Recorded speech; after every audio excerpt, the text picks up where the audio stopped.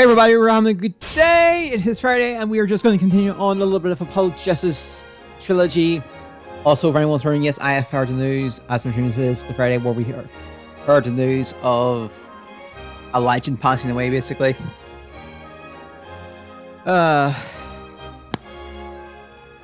Anyway, if anyone's wondering, yes, I knew about Akira Toriyama, so yeah. Well, the show must go on for us, so we will move on for us. Anyway, last time we did the whole trial section. Simon Blackwell kind of lost control of his emotions after a while, and then just went nuts. But we're kind of done with it now, so let's just get going. All right. April 18th, 1:12 p.m., 1:20 p.m. Right Anything Agency. Having yokai testify in court is unprecedented to say the least. Oh yeah, change the questions back because knowing this is going, we're probably going to be full on in the investigations, no trials today. I am Tamataro. Yokai you seek. How could such a strip-less man like Mr. Tema suddenly become a demon?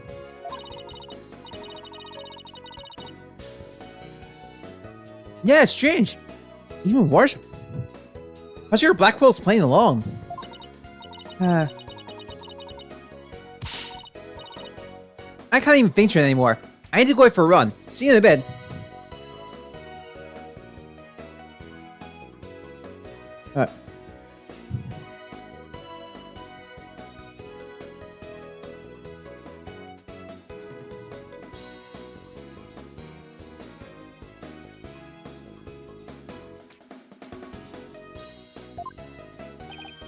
Yeah, what about that? What about that investigation? Back. Oh, whoa, Tracy, welcome back. Oh, you're in a stage outfit. Back from work? Yep, I really nailed this new magic trick I've been working on. I've also heard about those tricks that were conjured up in court today. You know, the Demon Out of Nowhere trick and Polly's tightrope style defense trick? I was seriously considering that disappearing knocked on my own after all that craziness. Anyway, our next trick is to find a suspect other than the mayor. I know the killer must have used the air duct in their escape. And whoever did that was that Tamataro that Mr. Finch and Jinx saw. Right. Maybe there's some evidence in the air duct. The real fight starts now. Hey, before you go, let me make the evidence you no longer need disappear. 3, 2, 1. Ta-da! On this side, evidence has disappeared into Trucy's magic panties. I wonder where all that stuff goes. Okay, let's go to the scene of the crime. Vamos! Vámonos, Apollo. Vámonos.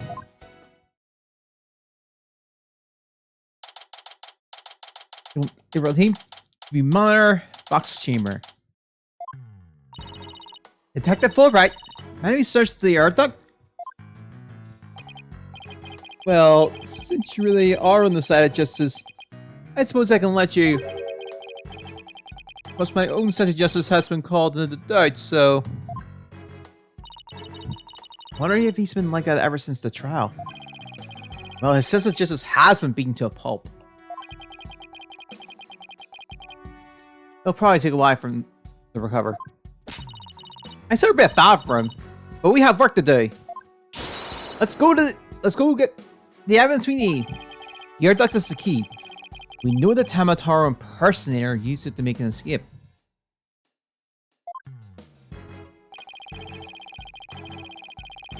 After murdering the alderman, the killer left the fox chamber through the hallway door.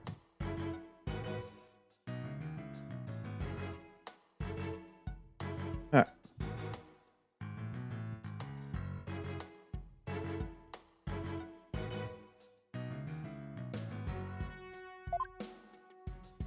Sorry.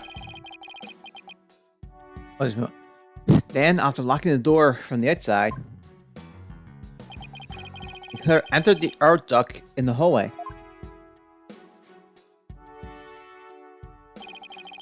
And the killer dropped a key into the box chamber for the earth vent here. Then went back through the duct and fled the manor. That's how the illusion of no one entering or leaving the locked room was created. The killer passed through the earth duct. Maybe we'll find some evidence there. Yeah, maybe some black feathers or something like that.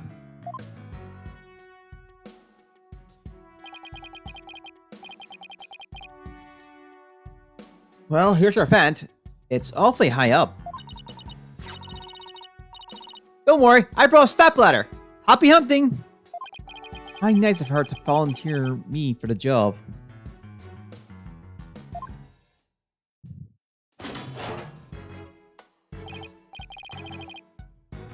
Wow, it's pitch black in here.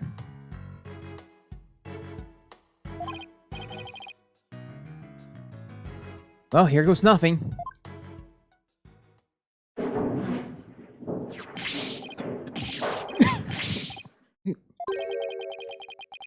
There's a thick layer of dust in here. Oh. I don't get it. Find anything? Yaxapo, what happened? You're covered in dust. Yeah, dust. Lots of dust. So, what did you find? You know how dust collects on something when nobody uses it for a long time? Yeah. Like Mr. Wright's desk back at the office. Right. You think it'd be possible to crawl over that sort of dust without leaving a trail? I see you did it. Wait, you're not suggesting... No one's gone through that dust lately? Kinda looks that way. And if it's true, Maritama is going to be fingered as the killer. Avni isn't horrible guy. But if you don't turn things around quickly... Injustice we trust! Ah! Hahaha! Sorry, Mr. Justice. But seeing your justice was not the most just, after all. This is my sense of justice that has prevailed. Oh yeah. It's a nice looking trophy. Arr! Detective Fulbright sure seems chipper all of a sudden. Again, I didn't give much of a look at because, well, other news, but... No, yeah, never mind. I mean, never mind. I did see a trophy, it was a nice looking trophy. Anyway. And I'm back to my old devastated self.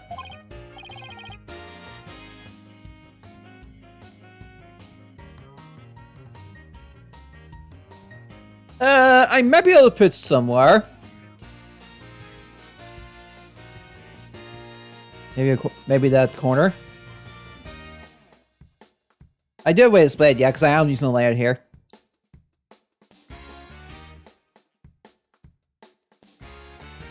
We'll see. I'll work it out. Hey. Oh, come on.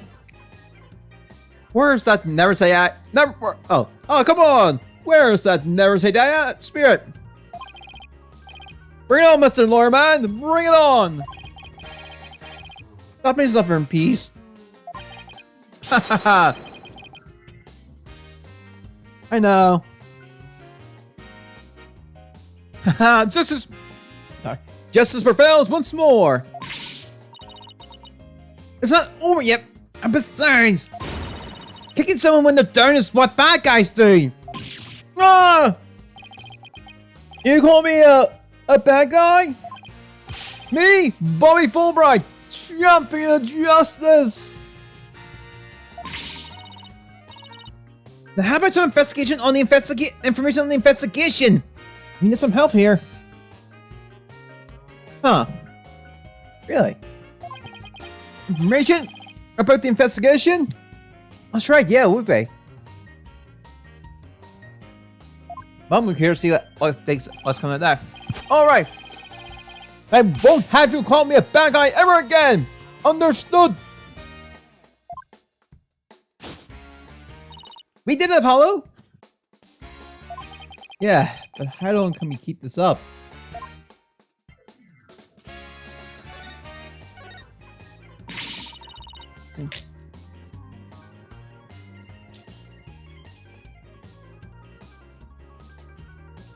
Yes? I believe so. Yeah, you did! I didn't respond because I was in the middle of watching Monty Python the Holy Grail. I can't believe Prosecutor Blackwell would stoop that low! I mean, he's paying the blame on a yokai! Well, brave. That's brave of them. We'll see it. We'll see how long that bravado stays. Hey. I don't know, I know his levels. That he tried to play in the real like he really wants a conviction at all costs. She could give Yokai run for some money when she's mad. Yes, well, I have her writing a self-reflective essay as we speak. I thought that would teach him anything. Yeah, you probably just write dull art. That's hard, a thousand times. And the whole yokai business is most likely employed to win a conviction. Truth is, the truth is, Prosecutor Blackwell believes Jinxie Tema planted that yokai stuff.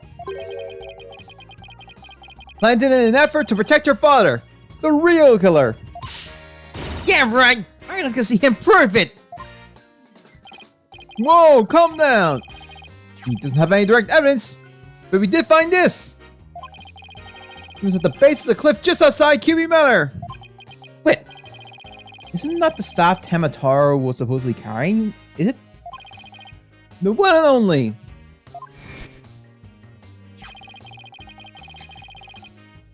The Sama no doubt tossed over the cliff when she was done reading. No way! Well, what about the prince? Nope, no prince. He should be wearing a costume. There wouldn't be any anyway.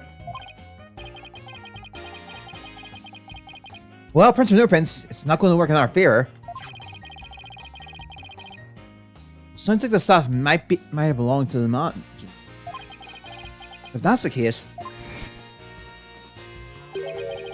then where in the mansion did Tamataro get it from?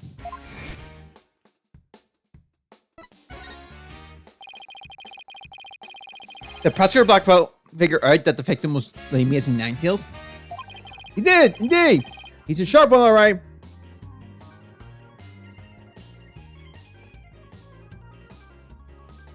Alright. He figured out while investigating the municipal merger and the victim's past. The amazing Ninetales sparked the yokai craze and worked against the merger. Diamond Tema is a corrupt politician who murdered the great hero.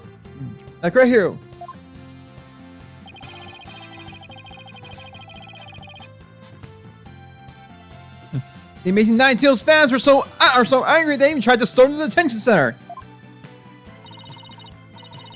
I don't blame them. I mean, their favorite masked wrestler was murdered. They must have been shocked. They were shocked when they found out what happened. Speaking of which, isn't Jinxie also a fan of the amazing Ninetales? A wrestler's mask is more precious than his own life. He never unmasks himself in front of others. But there are matches where the wrestlers battle for the rights to remove each other's masks. As I said back then, and I'll say it again today. This stream. The Mask v Mask match. I believe it was one of the things in the Luchador match as well.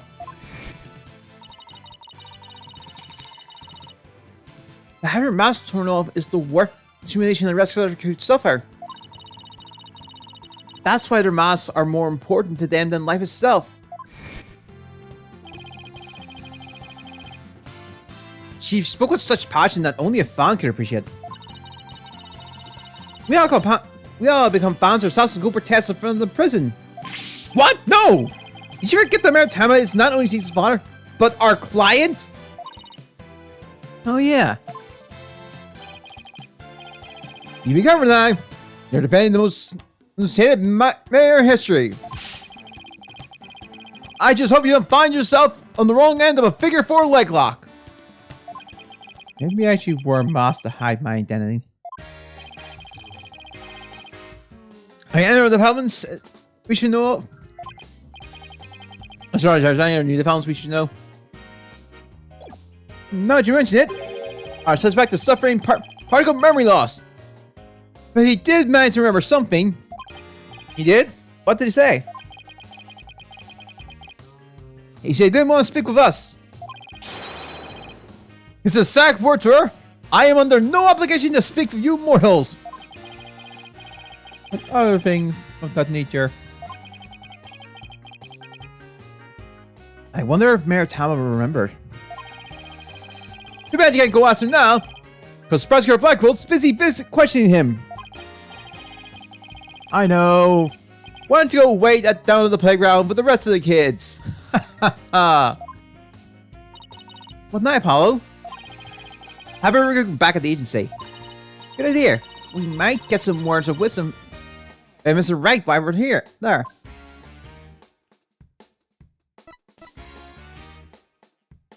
Okay.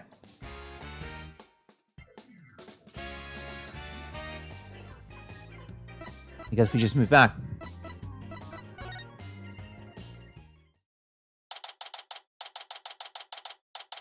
April 18th, Wright Anything Agency.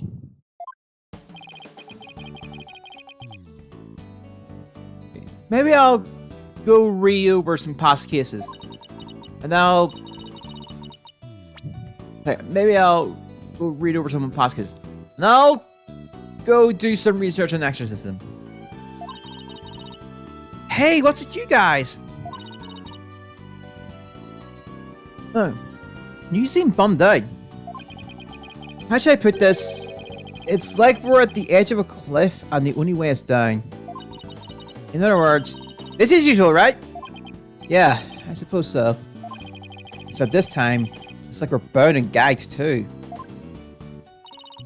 Don't forget blindfolded with our ears plugged up. Ooh, a monster at every turn, huh? Sounds rough. Hey, Apollo. Oh, and Athena's here too. Mr. Wright. I go to the investigation, Apollo. Athena. I think it's safe to say that things have gotten hurrier than before. Really? What happened? I do imagine it's in the old Phoenix Wright costume, just more, you know, fine.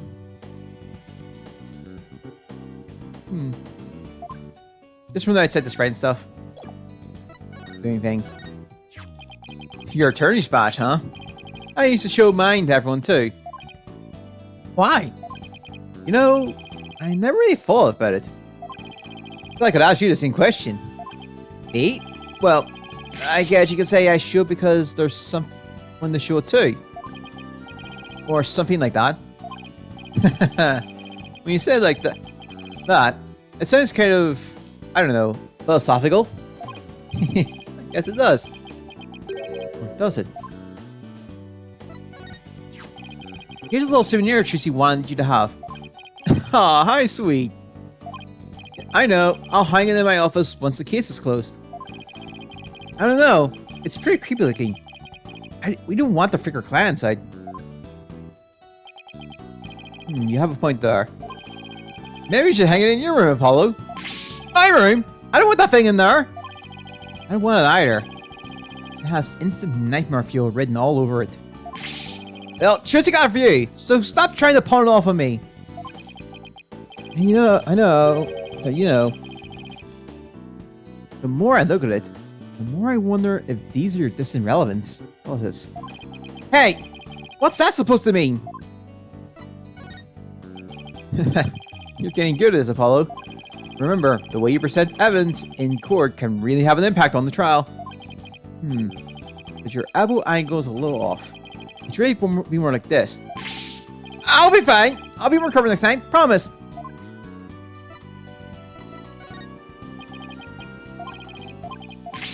Alright.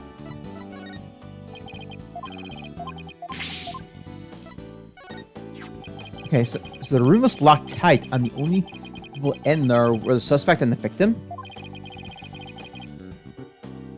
I hit up a similar case a long time ago. Really?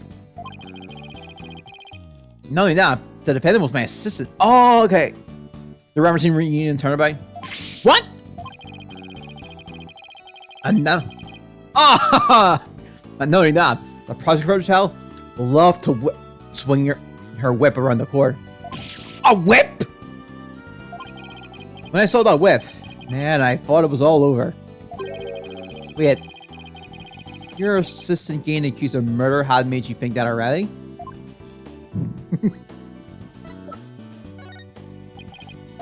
Okay, I'm glad we got that reference.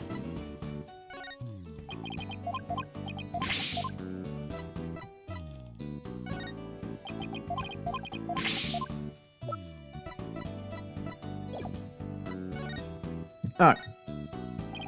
I was watching the two of you this morning from the gallery. That was one tough day in court, to say the least. I know. I've never had to defend a yokai before. That means about the locked room was another major hurdle. Yeah, and on top of that, Jinx was accused of being an accomplice.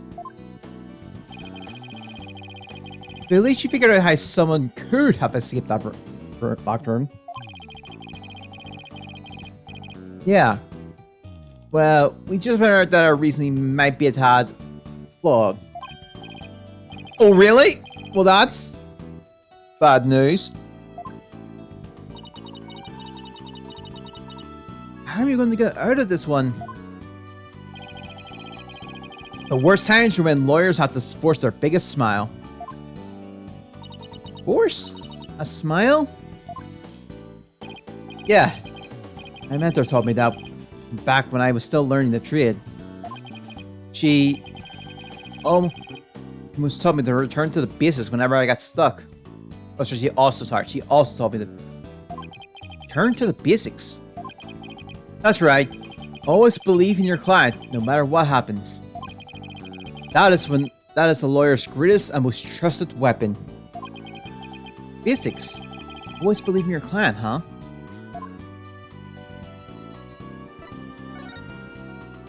So, Mr. Wright, how long have you known Athena? I met her during a trip to Europe.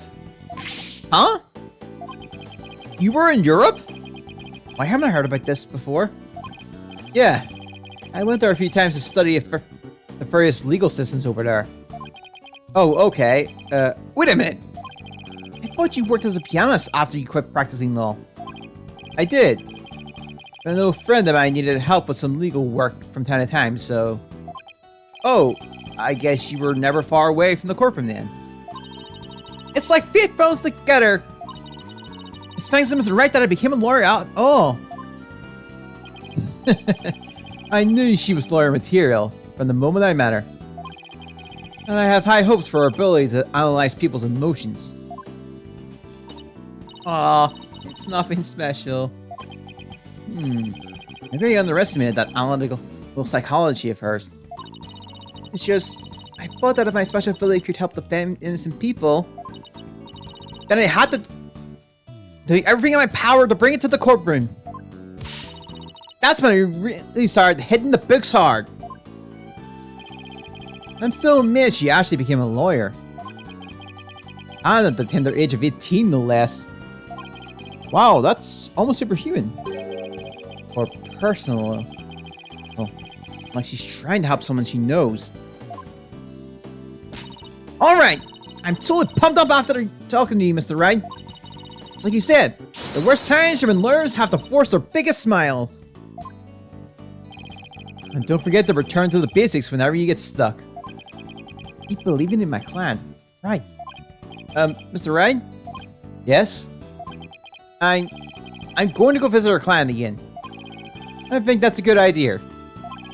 Alright, time to see what's new down at the detention center. April 18th, detention center, visitors run. Nata, we want to talk to you about something. Call! Yeah! Call. So my minions have returned. Apollo, he still thinks he's a yokai. I wonder if we'll ever be able to talk to Mayor Tama again. Silence, peddler of the legal trade. Free me from these imprisoning walls with great haste. Wow, he's sounding more and more like a real demon with every sentence. I'm starting to wonder if we should even be helping him win his freedom. Still, we can't let Mayor Tama stay possessed. You know what I mean? If you can clear me of these charges, I shall help with whatever manner I may. Now, ask me what you will. Ask me what you want. I suppose it's rubber shot. Right. Were those feathers and tracks at the scene of the crime really you're doing? Indeed! The remnants of Tamataro, king of the underworld, they be. The day when I once again dominate the mortal Hanzahan. Caw. The prosecutor claims the feathers and tracks were planted by Jinxing. What's this? I must reach these walls to go to defend my lord Jinxing at once! Huh? Mayor Tama, is that you? Long night. Give me appears to still reside within this body. I should expect as much from the descendant of mine. Be silent, Knight Damien. I guess a little thing like demonic possession won't stop a father's love for his daughter. You didn't kill Alder and QB, did you? I have killed no one. The remnants of my presence has been misconstrued. The murderer is not I. Or if I had slain that mortal. Raging Hellfire would have... The Raging Hellfire would have consumed him. Let me not put ash. Yikes! So, you're saying there must have been someone else there?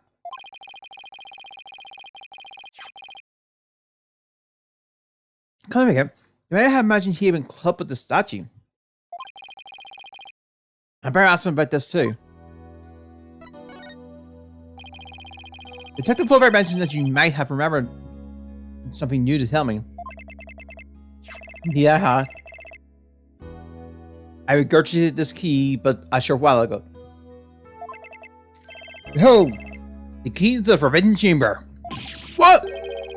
It's regurgitating one of your demonic powers too? Bah!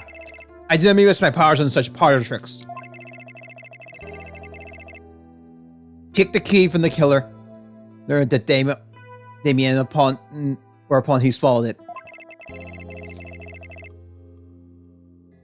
He sought the body killer and to the forbidden chamber. So he wanted to keep it shut tight? But no finger shall you find upon that key. How'd you know that? Wait. Is that another one of your demonic powers then? Foolish mortal! You will have me, Tamataro, act as some asinine alchemist?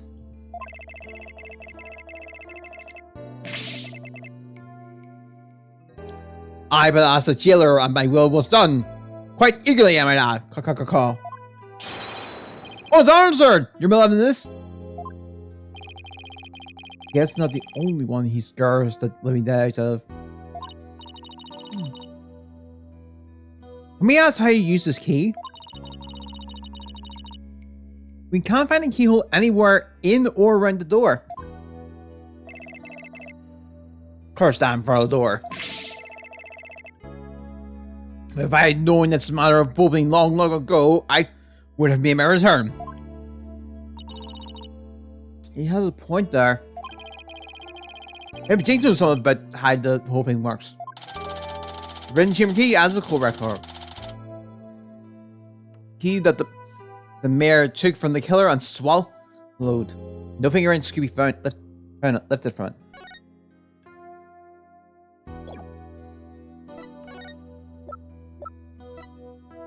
That she's here.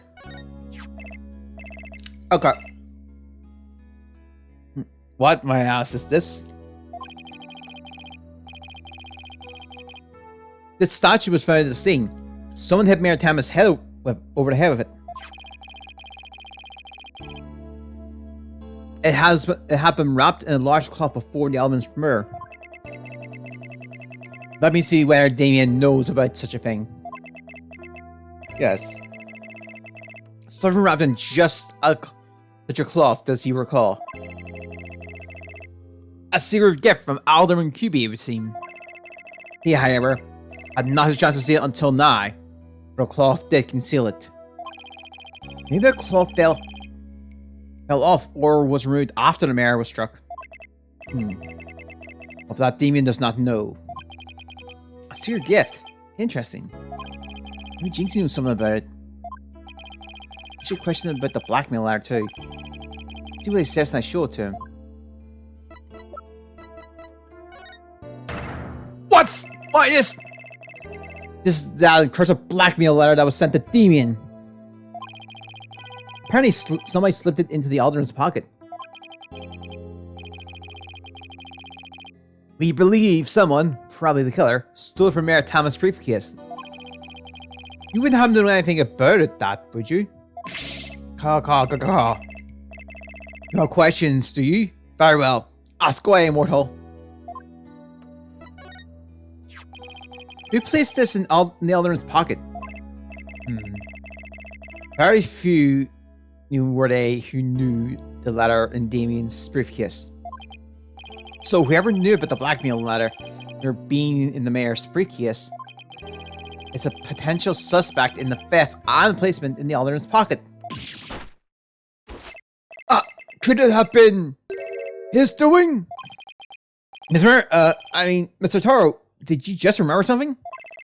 Indeed I did. There was but one other who knew about that letter. Damien's aide, Florent LaBelle.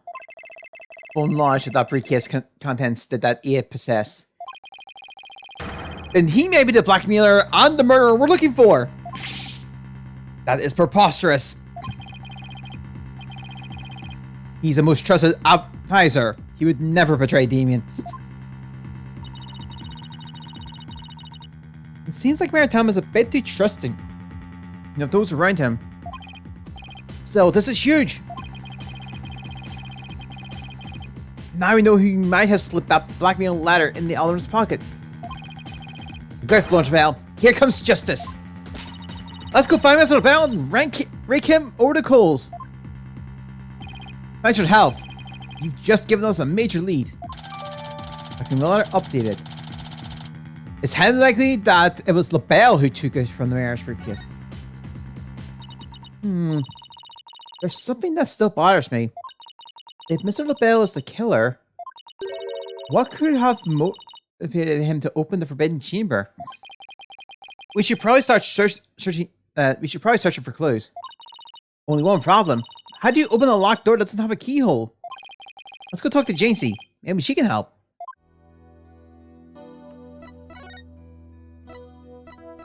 Well, let's check places. Let's start with you, okay? Leon. Hey, isn't that... You there imprisoned me. Jinxie? She's acting really strange.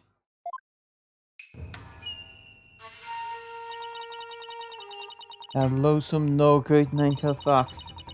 He shall know the terror that is mine in despair. Here. You shall pay. Oh, you shall pay dearly. All of you. Jinxie, are you alright? Yeek! Ah! Oh, is that you, Mr. Demon Lawyer? Morning, Jinxie. Morning? Isn't it past noon? Already past noon? What am I doing here? Last I remember, I lay down to take a nap back at the manor. Oh no! It must have been the Mukuragashi. Akuragashi. Get that wrong.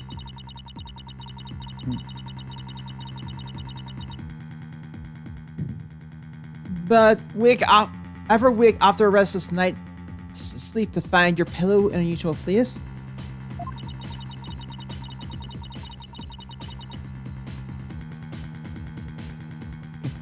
Or that you've been sleeping on the floor or in the hallway?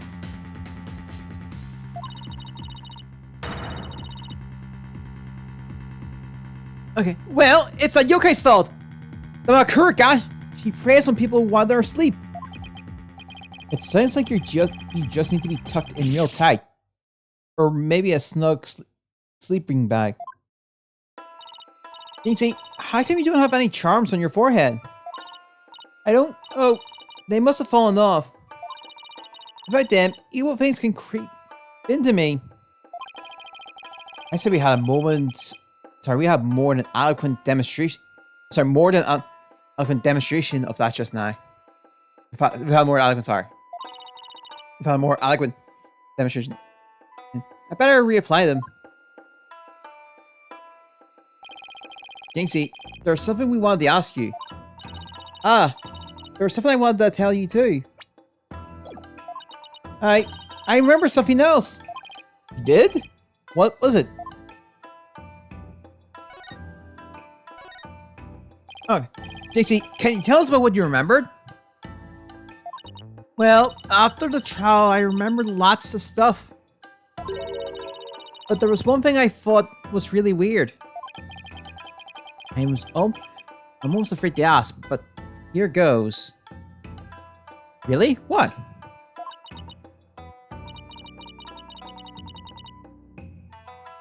Okay. It's about the yokai feathers and tracks. They weren't there when I first opened the door. Wait, what?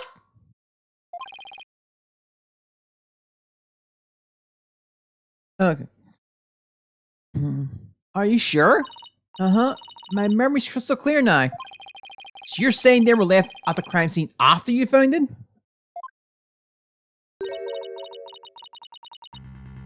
This could spell major trouble, Apollo. Why? Because Jinxie is already accused of leaving the feathers and tracks at the scene. If they weren't there when she discovered the crime scene, it will totally fill the claim that she fabricated the evidence later on.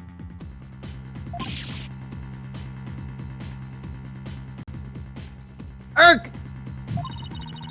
Jinxie's fuzzy memory of the whole incident is really working against us. The prosecution will probably say she doesn't remember planting the evidence. Good luck rebutting none. Oh man, this is not good. I sure hope she didn't plant the evidence while she was sleepwalking or something.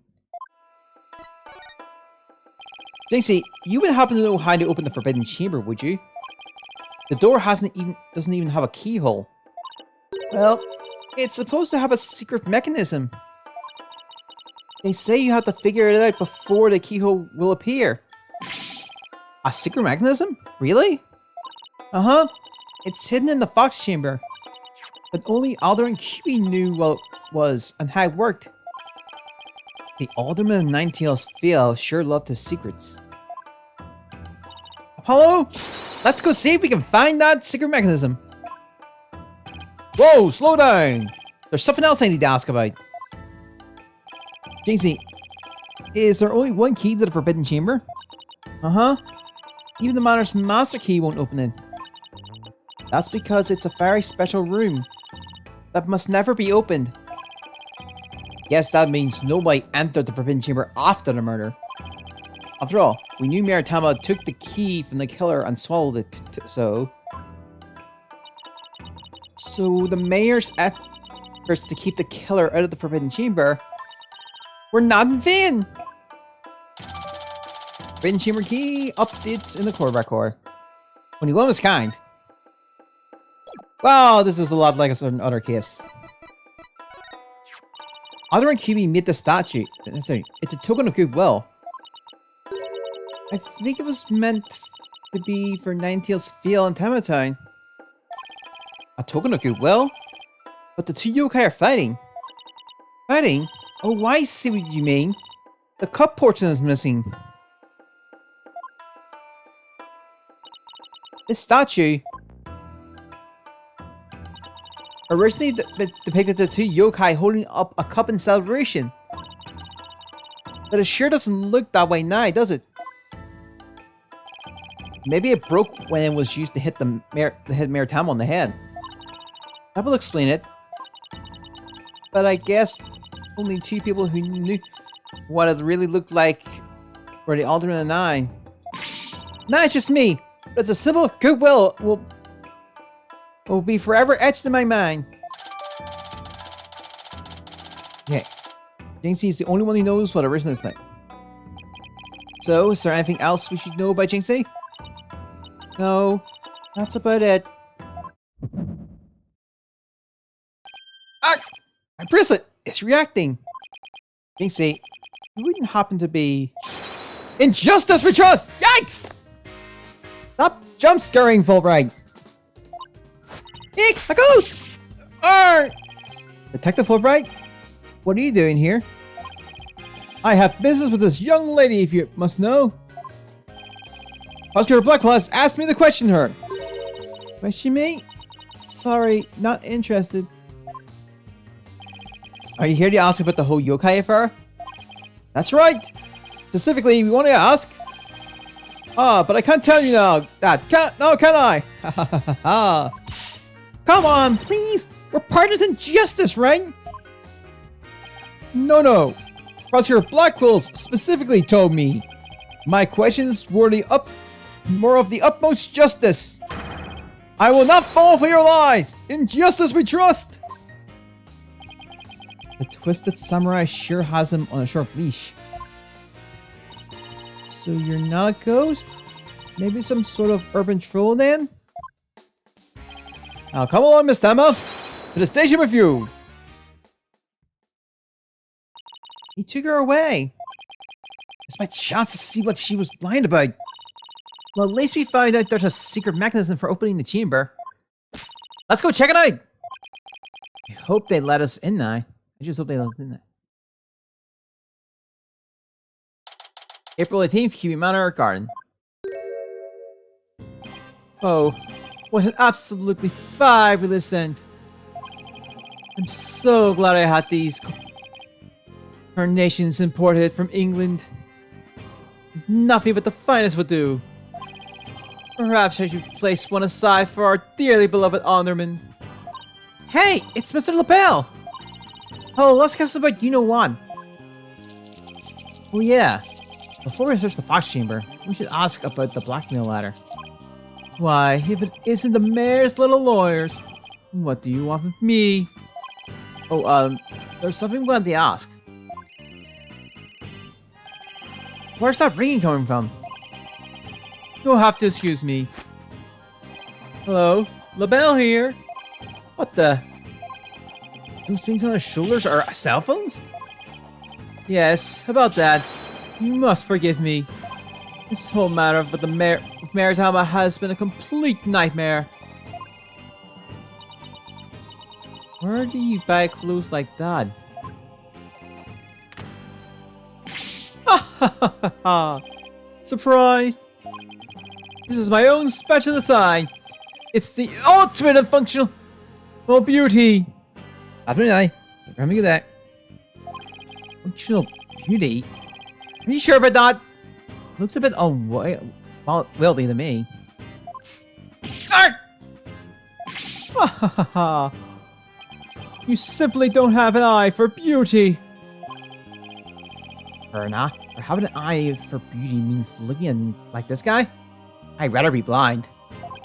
So, what do you want with me? Both Jinxie and Mr. Finch say they saw Tamataro. What? But what about you, Mr. LaBelle? Oh, if you were the part, why didn't she... Arg! Ha ha ha. Very well, I admit it. Also, in case anyone's noticed, yes, his hair has changed color. I don't know why, but he just does it. That's right. I, Florence LaBelle, saw the demon Tematoro. So he did see something. Then why did you lie about not seeing him? I was simply trying to protect dear little Jinxie. Protect Jinxie? What do you mean? Why? Don't tell me you haven't heard of that strange little habit of hers. Which one are we talking about? The one where she wanders around making mischief without knowing what she's doing. Guess so. Remember, how's it that she's possessed by Tamatoro? That was new to me. Ha ha ha ha. Well, there you have it. Hey, anytime you hear about Tamatoro's sighting, little Jinxie should be your prime suspect. Tell us more about that rumor.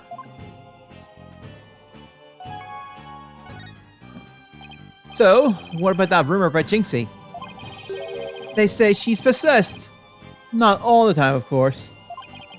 It hits suddenly, then she starts wandering around doing strange things. Is that so? Oh, come to think of it. I'm lonesome, no great name to a fox. He shall know the terror that is mine in the spur. That certainly would explain the how she was acting earlier. Once, she even picked a Tamatoro costume and wandered around the woods at night. She did?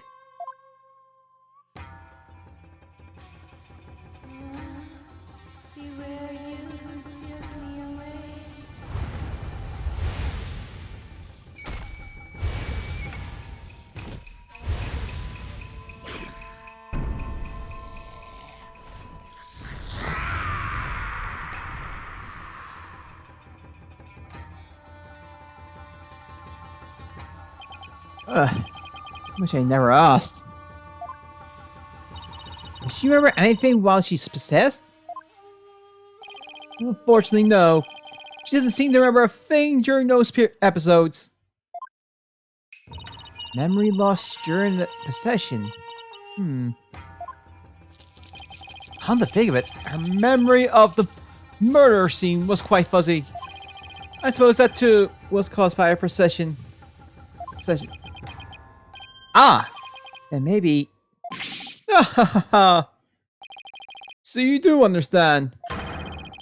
That whole yokai business was entirely of her own making. Now wait a minute! Although, that yokai evidence wasn't there until after she discovered the crime scene. Did she leave those black feathers on strange tracks there herself? Apollo! Let's ask Mayor Tama about Jinxie's episode next time we talk to him. With him.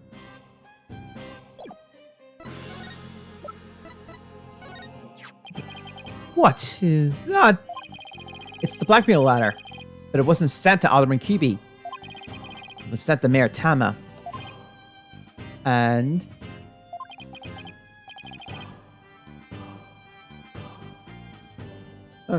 your point being... Someone took the letter from the mayor's briefcase and then placed it in the Alderman's pocket after he was murdered. Oh, you don't say. You wouldn't happen to be the one who made the switch, would you? After all, you're the one who knew that the blackmail letter was in his briefcase. So naturally... Perhaps that shot of cologne would make those scales fall from your eyes. Maybe my eyes fall from their sockets. Is it possible that you would like to frame me as a potential suspect? What would make you raise such an outrageous allegation in the first place? Oh, well... My only crime is being born as beautiful as you see here. In other words, you have nothing. Now, let me show you what to do with this garbage. Ah! You can't destroy evidence like that. What do you mean I can't? I just did! Feel a little lighter now? You just want a one-way ticket to the top of my most annoying people ever list, buddy. Are we done with your silly questions now? I'm a very busy man, you know. I guess that's it for now. Hello, LaBelle speaking. Really? You wish to carry my new product at your store? Oh, but I'm afraid it's my own private brand. It's not available to the public. What? Then I shouldn't advertise it on TV? But I don't understand. As the embodiment of beauty, it is my duty to announce my good looks to the world! Not the bus. I'm getting off. Everyone wants my exclusive Just LaBelle, yes, Sweet LaBelle brand product. Alright. It's the crown jewel in my collection, born from our long, relentless pursuit of beauty. But now it has become so popular, it's been an absolute nightmare. You think? You don't say. Well, they can't have it. It's just for me. It's not meant for you peasants. Peasants? This is my latest product. I call it Clone Me LaBelle. A dazzling hair color that you can wash out with just water. Guess that means you can't sweat. I have 7 colors in all. Yeah. You can find more of my commercial magazine ads. Yet it's not available to the public? Great sales strategy there, genius. Come to think of it, Mr. LaBelle, your hair color's changed since the last time we met. The little lady is quite the discerning eye. Here's a little sample. Consider the gift from one who truly appreciates beauty.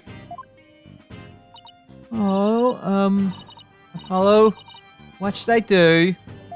Better take it before you get a fistful of cologne. Good point. Wow, thanks, Mr. LaBelle. Hello to me, LaBelle, adds to the core record. Her color of washes out with water. It's Fun LaBelle's own brand. It's not available to the general public. Okay, let's head over to the box chamber. We still gotta find the secret mechanism for opening the forbidden chamber.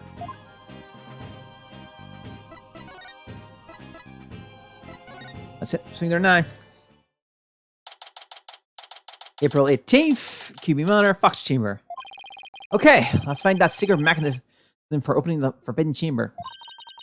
Oh, this is so exciting! I can't wait to see how it works. But do you really think the killer entered the forbidden chamber? We just have to open it to find out. We should also see if there was anything in the killer could have hit in this room. Okay, let's get started. Apurate, Apollo, apurate! We must. There really is no escaping here for the Earth. And here we went through all the trouble to bringing a ladder to check it out. That's not a ladder, Apollo. It's a step ladder. What's the difference? They both have the word ladder in them. What's the difference? Oh, I know. Let's play rock, paper, scissors to decide who's right. You're way too competitive. It's not even related to the original issue either.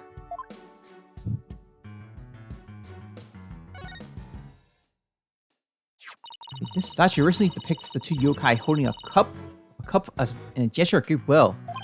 Maybe Ultimate QB was planning on smoothing things over with Mayor Tenma. But he was murdered instead. By someone who intervened. And the mayor was only pursuing the murderer because he's been blackmailed. Who knows? If this murder hadn't occurred, maybe they could have come up with a solution.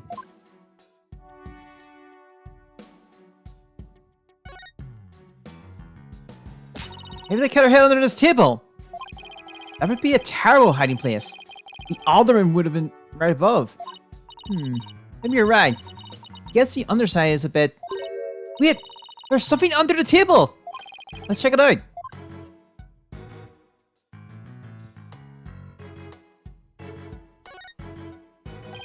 Hey look! There's something down here. It looks like a piece of something. One question is, a piece of what? Oh, I know! It might be a piece of this statue. Remember what Jinxie said?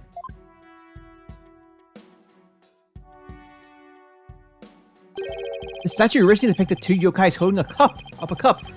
It was a symbol of goodwill. So this piece broke off and rolled under the table. Oxymon statue updated in the court record. Can I stand on this door? Oh. Now take a look behind this door too.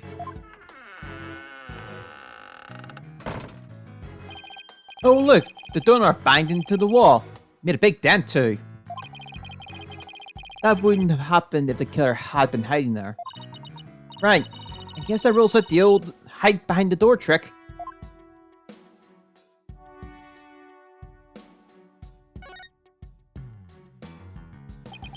There's a cliff outside this window. Makes it pretty impossible to get out of it this way. I hear things like that. It just makes me want to try. Never say never, right? I bet I could get away. I bet I can get this right. Hurt. Huh. No, wait. Do you have a death wish or something? I won't even know wide enough for me to squeeze through. Yes, I lost the bat. Yeah. A lot of Pokemon haven't noticed. That loss just saved your life.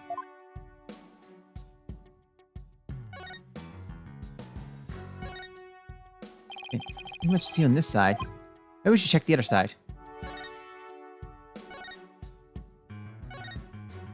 Alright. Two foxes standing back to back are depicted on this elegant folding screen. Yeah. This have something to do with the keyhole? Wait a minute. Two foxes. There are two fox statues in front of the Forbidden Chamber as well. Maybe the keyhole will appear if you do something with those folding screens. I don't see anything unusual about it. Well, it does have two foxes on it. And there are two fox statues in front of the door. Then maybe there's a clue somewhere in this room. Let's turn the whole place upside down. Just as sad as a kid in a candy store.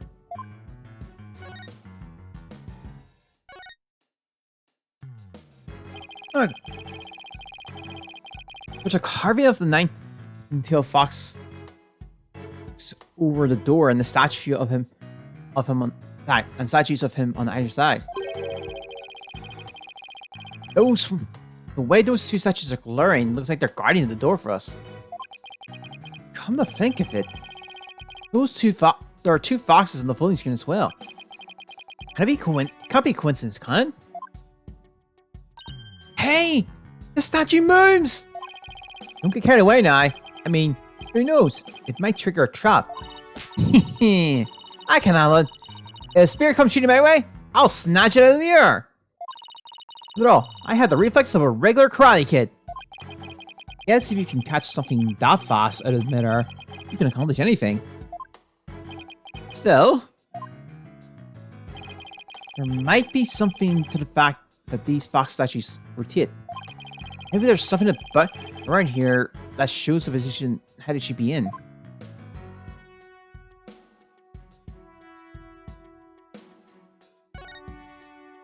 Which is that?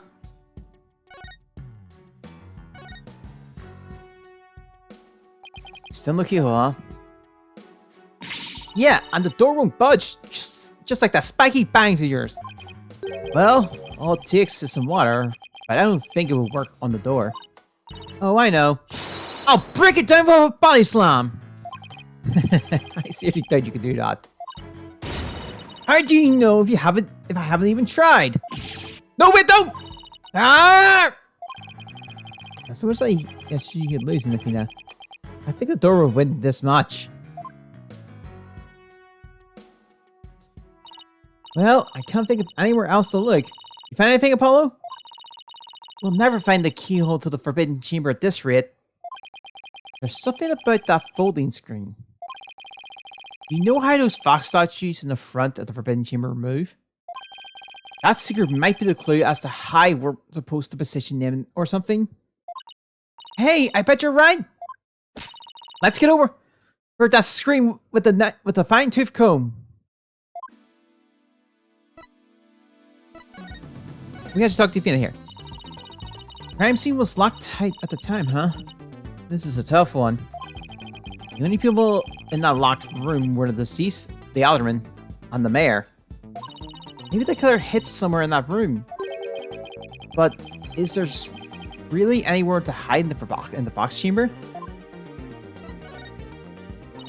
That was quite a day in court. The news just can't stop talking about how the demon Tamataro made an appearance. There's never an exorcist around when you needed one. Well, I heard the judge actually held an exorcism in his courtroom after that. Good. Let's hope it's the last we'll see of that pin in the neck yokai. I don't know. I have a feeling Tamataro could exorcise the exorcist. As an attorney defending a demon, I know exactly how that feels.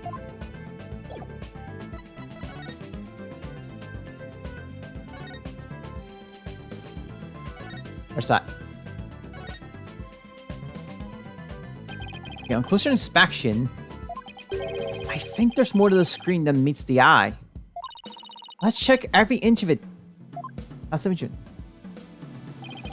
I can rotate the floating screen with the right stick. And if I spot anything of interest, I can press X to inspect it further. You can also zoom in with the triangle and circle button to get a better look.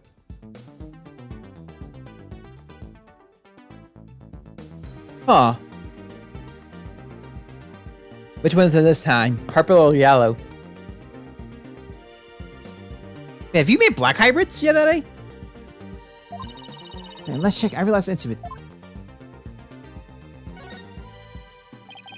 Hey, doesn't look like it doesn't look like the picture here has been cut on both ends. Now that you mention it, it looks like there's supposed to be a door on both ends. They're cut in half.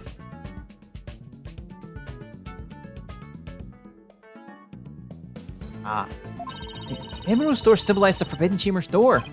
Yeah, it definitely feels like something significant. The question is, what?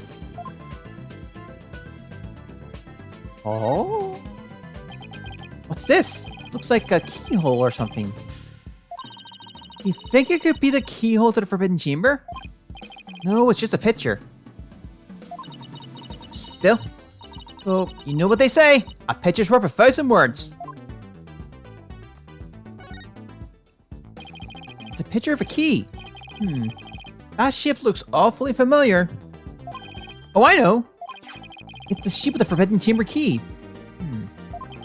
Yet, what about that keyhole drawn on the center of the screen? You think the two are related? A key and a keyhole. Ooh, I just got an idea! If you fold the screen up just right, the key and the keyhole should overlap. Hey, I think you're right. Let's give it a try.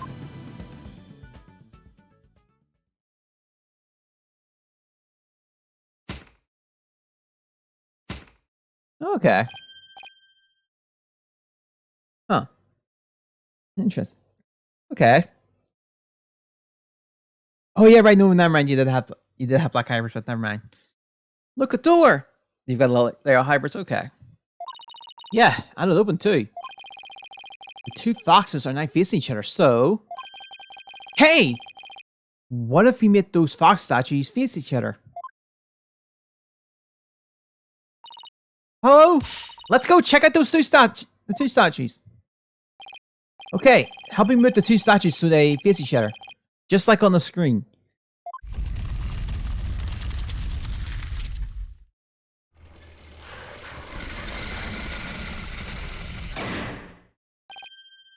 Look! A lock appeared!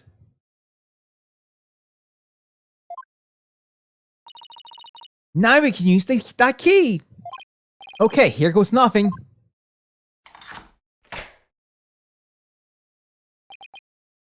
It worked.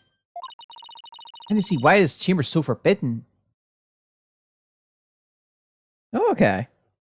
Gold color? Interesting. What secrets could it hold, I wonder? April 18th, QB Manor, Forbidden Chamber. But these doors need some serious oil.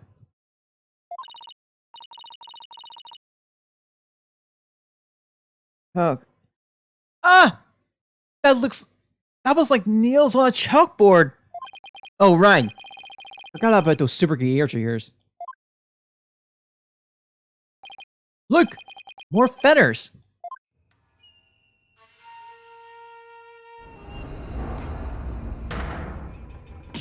Eeeeeee! What the heck is that? Is that a Tamataru statue? But there's something all about it. All I know is I don't like it. I can't explain why. You okay, Fina? You look kind of pale. Yeah. You're not scared, are you? What? Of this thing? Don't make me laugh. Really? Hey, look. What? What is it? Over there on the left. There's a bunch of staffs on the rack. On that rack. They kind of look like the staff we saw earlier. You mean the one Jinxie said she saw Tamataru carrying? Yeah, I bet our Tamataru impersonator really did come in here at some point.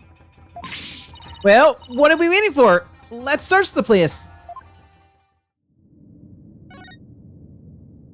I mean, it's the obvious thing on the floor. What's this? Whatever it is, its packaging is really grody. And the fact that there's no dust on it means it hasn't been here very long. Oh, it's hand cream. Let's see what brand it is. Just Sweet Labelle? Labelle? What the? But then, wouldn't that mean Mr. Labelle was here? Guess so. But why? Well, whoever was dressed up like Tamataru must have taken a staff from here in the Forbidden Chamber. Huh. Better keep it sealed then. And that same person probably dropped this hand cream at the time. In other words, the Tamataru impersonator we're looking for is none other than Florence Labelle. This might be a big for us in court tomorrow. All we have to do is get the truth out of Mayor Tema. Hand cream out to the court records. An item that was recently dropped in the Forbidden Chamber. It bears the Just Sweet Labelle logo. I don't know if I can do that too. If I want to, but I don't know. Hey, there's a bunch of staffs here. And it looks like one's missing. The Tamataru Jinxie's almost taken it. I have to agree. These look like the one Detective Fulbright showed us. Why do you think there are so many here? Maybe they're spares. Tamataru might be, you know, absent-minded or something. But the fact that he has spares thieves handy, well, it shows that he's aware of his faults and is trying to deal with them. Or at least that's my take on it. Maybe this will remind her to deal with her own faults. But I won't hold my breath. Black feathers. They look exactly like the ones in the box chamber. That means the killer must have been in here at some point. The question is, why? Maybe Maybe the Tamataro costume was hidden in here, I mean. If someone carried it through the manor, it would have stuck out like a sore thumb. But why did the killer get... When did the killer get in here? The mayor snatched the Forbidden Chamber key when the killer hit him on the head. That means the killer could have only gotten in here before the murder. Wow. This is one tough thrill, alright. Looks like a gravestone or something. It reads, "Here lies Tamataro, age 80. Also deaf, choked on a chicken bone." Say it ain't so! Besides, that sounds more like an autopsy report than effigy, if you ask me. Wait! You're joking around because you're scared. It's your coping mechanism. I'm not scared! Freakout Central, right here, baby. Cut it out, Widget! And now strong on this one.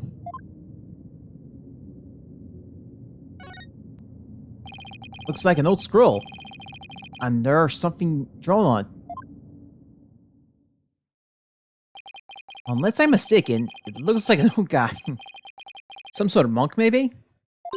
A monk? What are you talking about? You know, people that take walks in the mountain as a form of spiritual training? Wouldn't that just be a hiker? The guy in this picture doesn't look like he's doing this for fun, Athena. Oh look, there's some yellow thing strapped on his back. Whoa! It's turning into Tamataro! I'm sorry, I did that wrong foot. What's that scroll getting on? Is this how Tamataro was born? Well, whatever it is, it's definitely creepy. A stone lantern. Like those Japanese garden lamps. Where's the switch?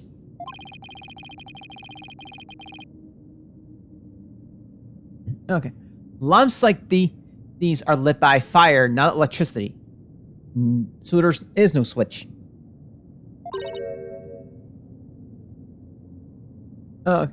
Oh, here it is. What? It was hidden out of sight. I see Tamaro's cell has been with all the amenities a yokai could want.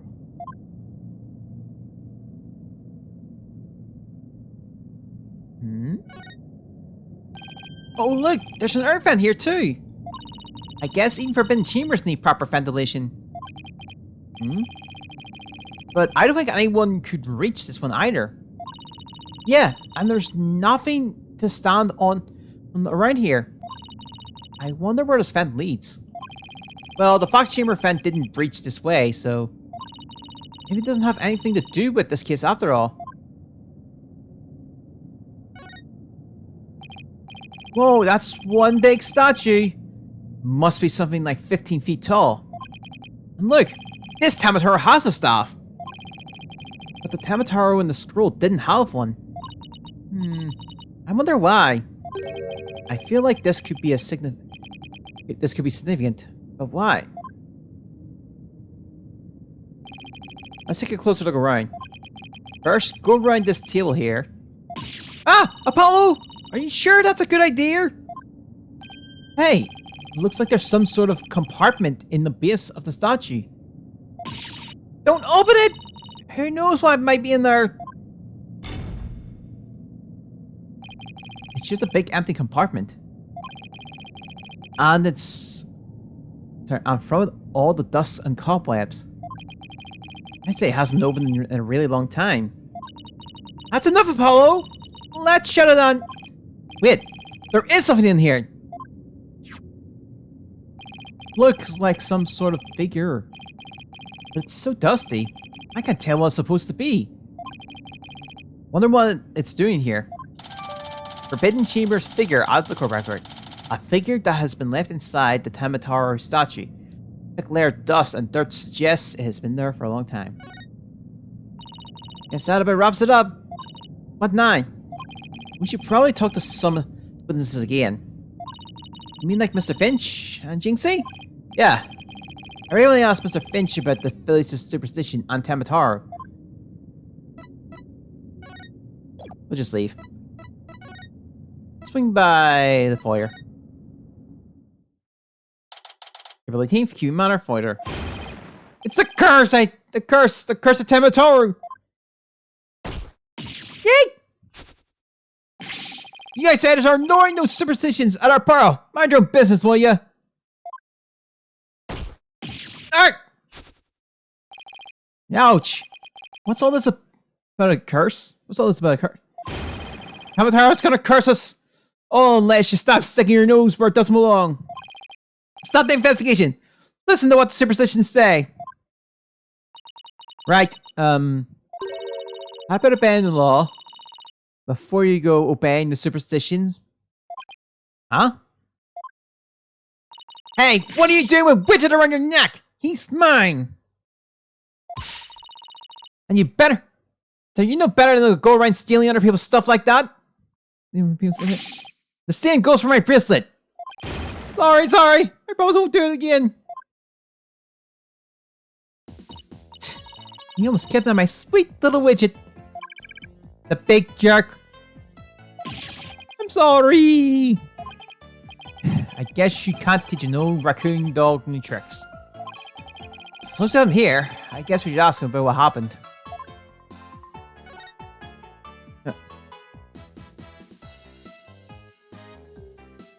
Wow. That's wow. I can't believe you did that! It's one thing to steal a pair of shoes, but to steal Widget? Grrr. Yikes! Mercy! I can't seem to control myself. It's that thieving blood running in my veins. Thieving blood? What's that supposed to mean? Glad you asked. What? The infamous bandit Asuki So was my grandpappy. I think I gathered this. What exactly am I looking on? Looks like another one of those yokais to me. It's another down the Asuki Koso. Robbed from the rich to give to the poor, he did. Auntie, leave one of these figures at the scene of the crime. Once more, I'm his grandson because he was my grandpappy. Wow. You don't say. His honor, it's the honest truth. Ah. The slushing sound of Asuki beans creeping together in the dead of night. It's the magical sound of dirty money getting washed clean for giving it out to the poor. I'm Asuki Koso's washer of money, giver of wealth, reborn.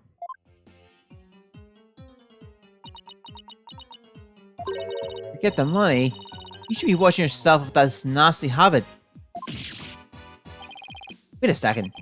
This figure looks familiar. Yes, it looks like that old dusky figure we found in the Forbidden Chamber. Forbidden Chamber's figurines updated. Figurine discovered in her. Apparently, it's something a certain thief leaves at the scene of the theft. Hey! What are you doing with that there figure? Oh, this? We found it in the Forbidden Chamber. Looks like it's been there practically forever. Creepy my grandpappy's broke into the Forbidden Chamber way back. Hey, that reminds me. He once told me there's treasure in that third chamber. Treasure? Alright. What do you know about the treasure in the Forbidden Chamber? Only that's the greatest get rich quick chance in the universe.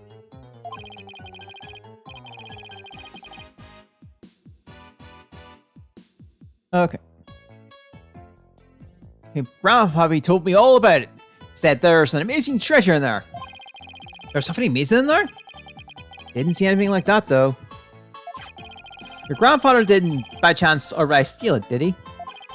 Seeing how there was one of his old figures in there, that just might be. That's Grandpappy for you. Bet he watched that treasure up real still people were handing it out to the poor. Oh, of course. Because he was so righteous. And Cork, you mentioned seeing Tamataro near the scene of the crime. Sorry, it didn't come clean right away. But the damn superstitions got the better of me. The people in Ninetales Field sure seem like a superstitious bunch. I'm not surprised you wouldn't want to talk about seeing Tamataro. Alright! Damn superstitions scare me out of my wits, I tell you!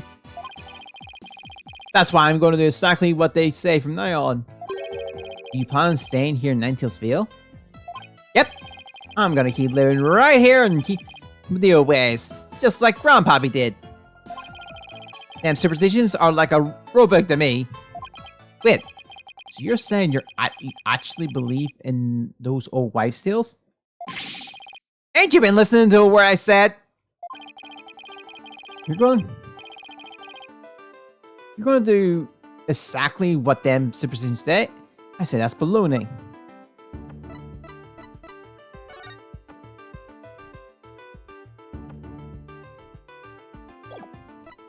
Let's try present the superstitions.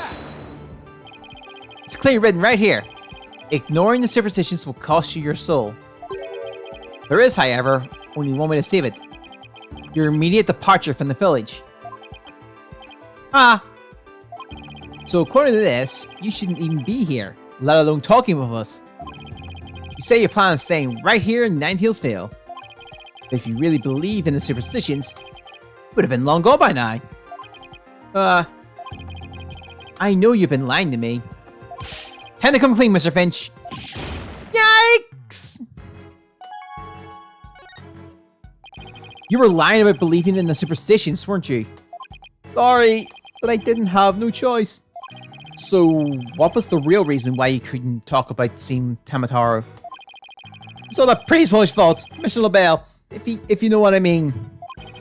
He told me not to say a word about seeing Tamataro. Said if it did, he'd do to me what them superstitions said would have happened. So was Mr. LaBelle who muzzled you. Why would Mr. LaBelle want to scare you into silence? Mr. LaBelle was trying to protect that little maid gal. It was only kind of that rumor. The one about her being possessed. That rumor again. Yes, we really do have to talk to Mayor Tema about the possession rumor. Ouch! What's it? Village superstition stolen by Finch. Oh, Peter's back now? And like family to me. You could have just asked instead of stealing it.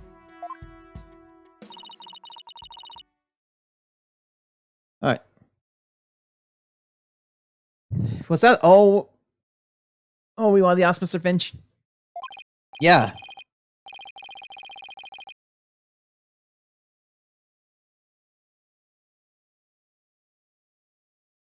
Okay. I think that's it. Let's go see Mr. Tamataro one more time.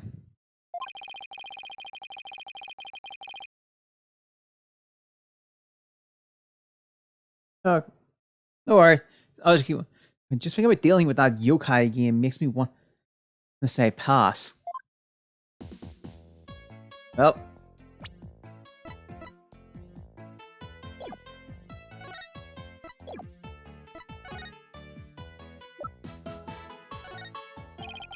Your grandfather was to be a thief? That's right. He stole from the rich and gave to the poor. Just like your Robin Hood. But in these parts, he's known as Asuki Kozo.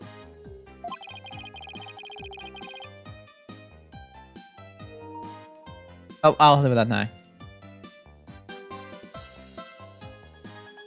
Oh. It's hard to imagine Mr. Finch had such a noble intention. Okay. I bet he was planning on keeping my bracelet for himself. I don't have any Tamataro, so let's just leave. Let's just head to the detention center. Detention center, April 18th. Detention center visitors room. Lord Tama, your attorneys are here to see you, your malevolence.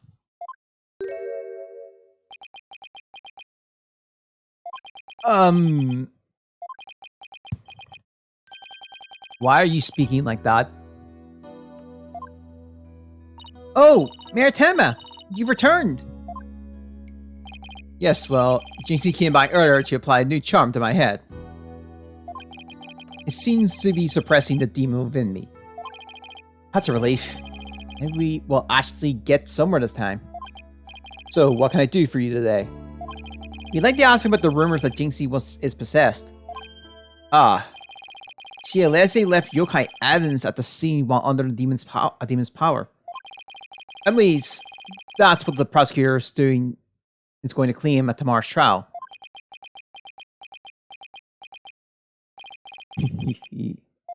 Huh?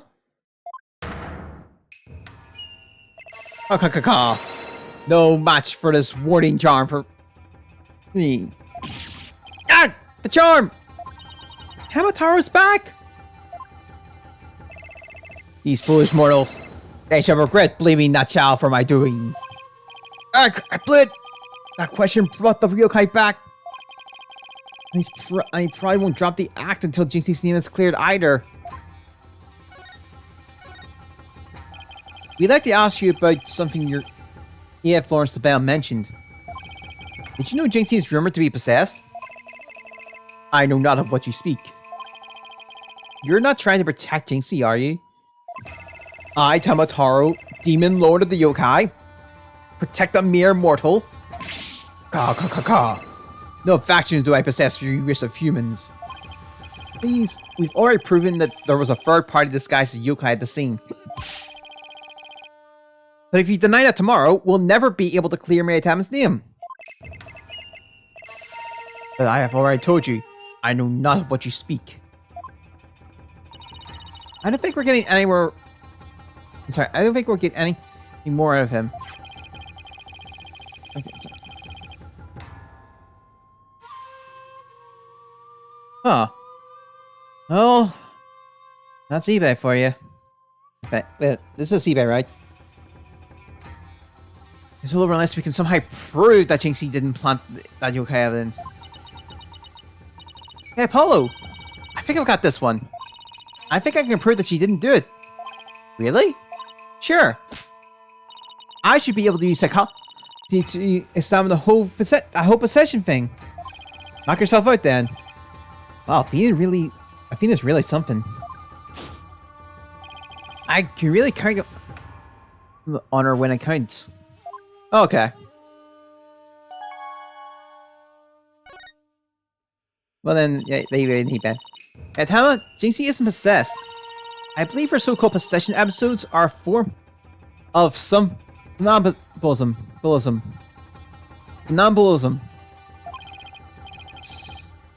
Somnambulism? You mean sleepwalking? Yes, I believe she is simply a rare form of the disorder. It's usually brought on by repressed stress. Mr. Mayor, you didn't. Did her symptoms start soon after she began her job at Ninetales Vale? When a child visited last. She did speak of dreading yokais and how they robbed her of sleep each night. I knew it! That lack of sleep is causing her to enter an unconscious state. And that means she can't be trying to protect you. At least not on a conscience level. So then, the Tamataro that was spotted at the manor wasn't Jinxie? Sleepwalking, eh? That would indeed explain the matter. Look! Tamataro's spirit! It's left the mayor's body. Can you tell us the truth now, Maritama? Very well. It's the least I can do for superb actresses such as you.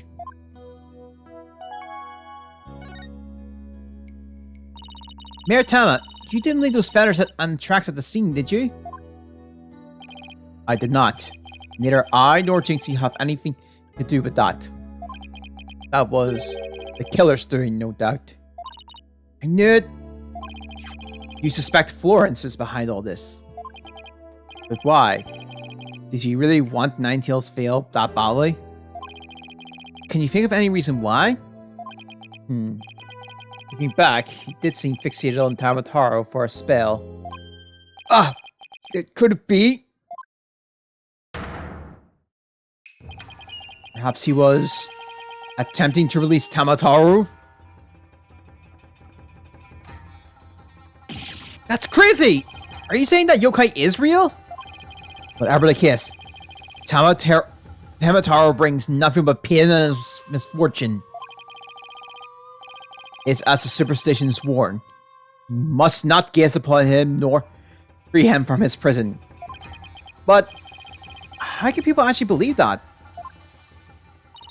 Well, at least we know who's behind this whole Tamataro thing now.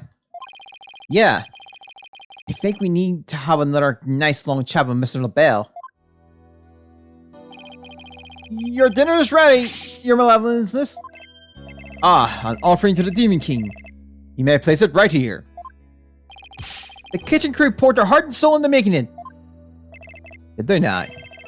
Souls happen to be a favorite of mine. Just hold the hearts next time. Call. Yes, Your Malevolence, I'll remember that. How long is he planning to keep up this yokai charade? Well, we've already talked to Mr. Finch and Meritama, so why don't we go see Florence LaBelle next? Now that we know the truth.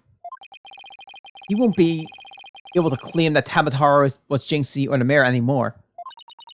But the real question is, how are you going to get him to admit it was him? April 18th, QB Manor, Foyer. Okay, now let's practice that again, Finchy. From the top. Mr. LaBelle was at the foyer at the time of the crime. And when we, heard a scream, ah, heck. What was the next part again? Ah! You have the memory capacity of a flea. This is the 13th time, you know. Now, 100 times more and we're done. What on earth are they practicing? Aw, I ain't cut out for this. Whoopsie daisy. Oosh! Oh, beg your pardon, Mr. LaBelle, sir. It's just all this practice. Yikes! Unbelievable. What if you sullied my outfit with those grubby paws of yours? Did Finch Finch LaBelle's wallet just now?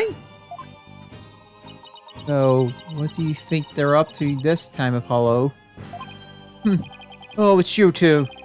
He's shopping on me. The pheasants are so tacky. Well, what do you want with me? The confession to being the Tamataro imposter would be nice right about now.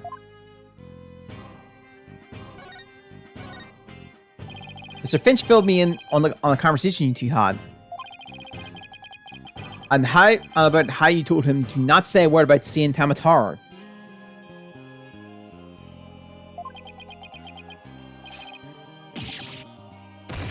Oh, sorry.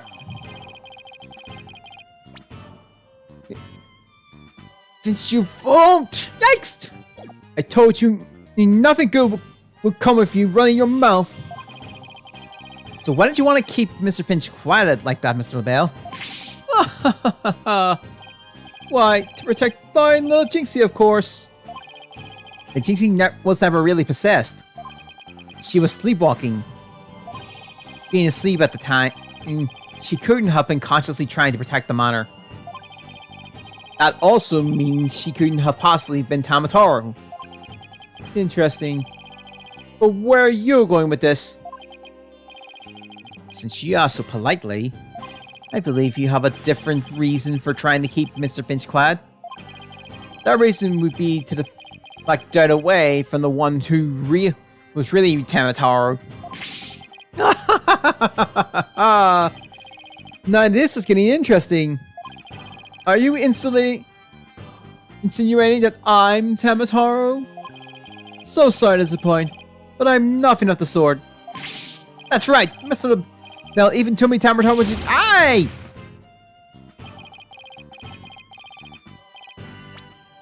That's right. LaBelle even told me Tamataro was a Jinx. So where did he... Yeah, okay. I said Tamataro was Jinxie, you fool. Honestly, you have the memory capacity of a flea. Practice it 100 more times. Yikes. So, have you been called to testify tomorrow? Yes. I'm so looking forward to my courtroom debut. But you'll just have to wait until then. Well, I'll be waiting. With a special piece of evidence I've been saving just for you. Vinci, wake up, you lazy bones. Huh? What? Was I asleep? Oh. Must have been that sweet clone of yours, Miss Littlebell. Maybe right sleepy it did. Well, it's time for your lesson on what to do and say tomorrow. Well, I'm begging you, not another lesson. I ain't cut out for this thinking and remembering stuff. Arrgh! Right in the schnozzle. Keep quiet and do exactly as I say. Oh, please. Anything but another lesson.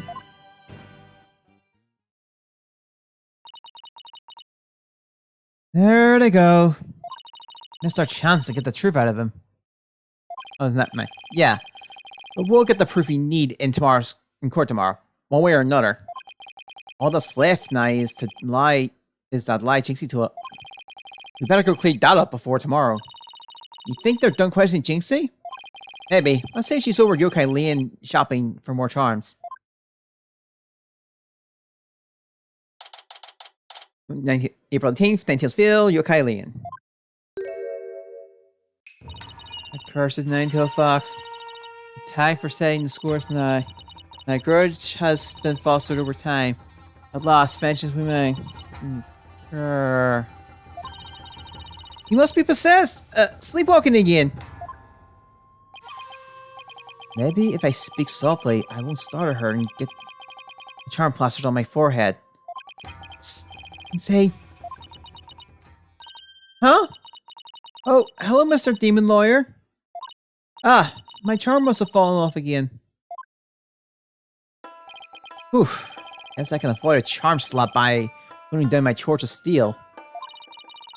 Are they done questioning you, Jinxie? Huh? And on the way back, I stopped here to buy a new charm that was just released. Yeah, which one?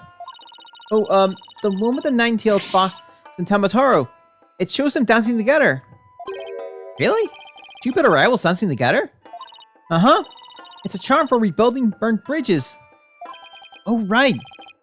For the Municipal merger issue. No, it's for the Demon Lawyer and Insomniac Prosecutor.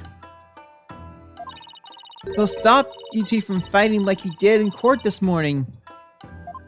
You weren't fighting. It was just a spirit of the bit. It's what the lawyers act. No fighting. Charm slapped again. Hello? If you don't plan around, let's find out what she was lying about.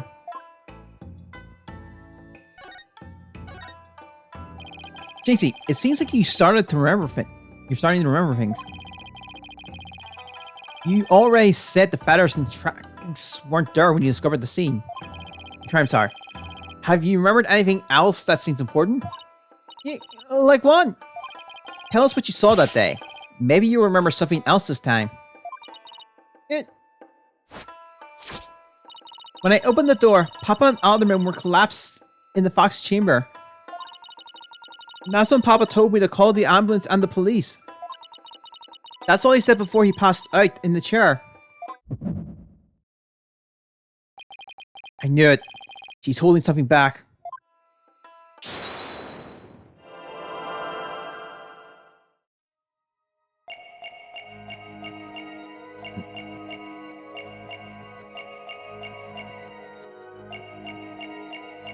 Oh, I've already seen it. You need the replay, though.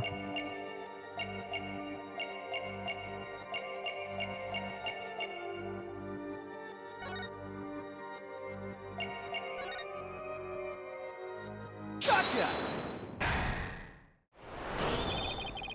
You were very nervous when you said, "That's all he said," weren't you? I knew because your fingers moved as if you were going to slap someone with a charm. Huh? Listen to me, Jinxie. This is very important. Did Mayor Tama say anything else to you? It was nothing.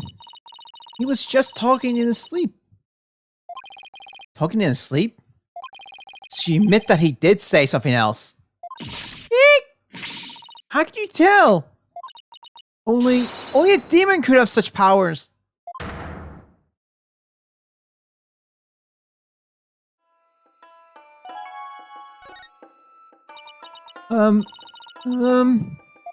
Like I said, he was just talking in his sleep.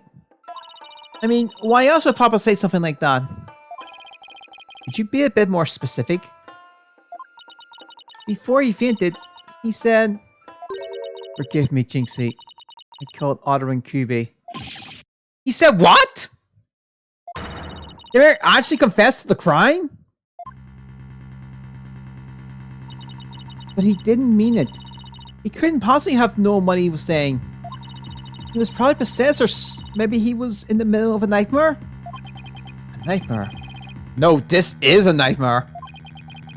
This is one statement I wish I never heard. What in the world are we going to do now? Return to the basics? That's right. Always believe in your client, no matter what happens. That's the lawyer's greatest and most trusted weapon. Right. Just believe in my client. Even if all I can see ahead is darkness and despair. You see, does Prosecutor Blackwell know about your father's confession? I did mention it when he was questioning me. I mean, there's no way Papa's the killer. Why would the mayor confess like that? Could he really have been dreaming? Or simply delirious? Who knows? I sure feel like I'm in a living nightmare right now. Apollo, what are you going to do about tomorrow's trial? The crime scene was locked tight until Jinxie arrived. And our clients even confessed. Not only that, Jinxie has been accused of planting the yokai evidence. Both the mayor and Jinxie are going to prison if we don't do something. I know. Well, let's see here. Our lack of a third party in the locked room is a major problem. Jinxie has testified that when she first opened the door, Alderman Kubi and Mayor Tama were the only people she saw in the Fox Chamber. But the real killer must have been hiding in there as well. Considering the room was locked tight, that's the only logical explanation. Our mystery person must have then fled the Fox Chamber when it opened. That was when Jinxie saw what she thought was Tamataro. But Papa and the Alderman were the only people there. He didn't see anyone else. I didn't see anyone else. What's going on here? LaBelle's extremely pale, but he's far from transparent. So how did he hide himself in the scene at the scene of the crime? Whatever it takes in court tomorrow, Apollo. We have to take down that dirty, rotten Tamataro Florence LaBelle. Right. We'll get him with a legal exorcist. Justice style. I think look at the thing. I think we've actually got time to do the next part. We started a lot earlier, so we can do it. Let's just do that.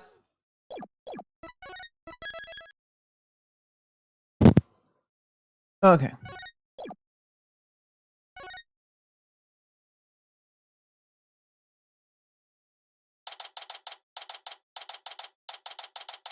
April 19th, 9:30 a.m.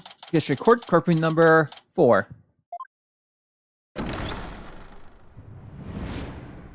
Day 2, court is stand session.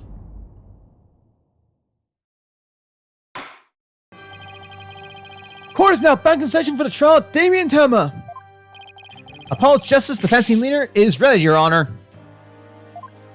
Athena Sykes, assistant defender, is ready too, Your Honor. Just sweet putt. Okay, you know what? I will save and I will go and change the questions back. It feels a bit weird that we have those. So we'll change back to his normal costume. Their normal costumes.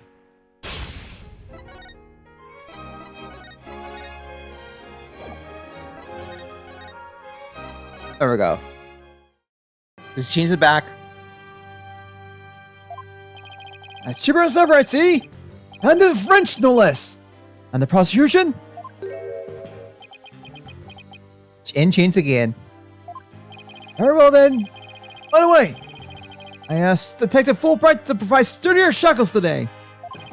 There will be no more of your funny business this time, Prosecutor Blackwell. Now, your opening statement, if you would. I believe it's standard procedure for the prosecution to handle it. Looks like the judge is really bringing it today. You probably realize how Blackwell played him. That was one mean game, as Simon says. Yeah, his honor has to fight to defend his honor today. Your baldness.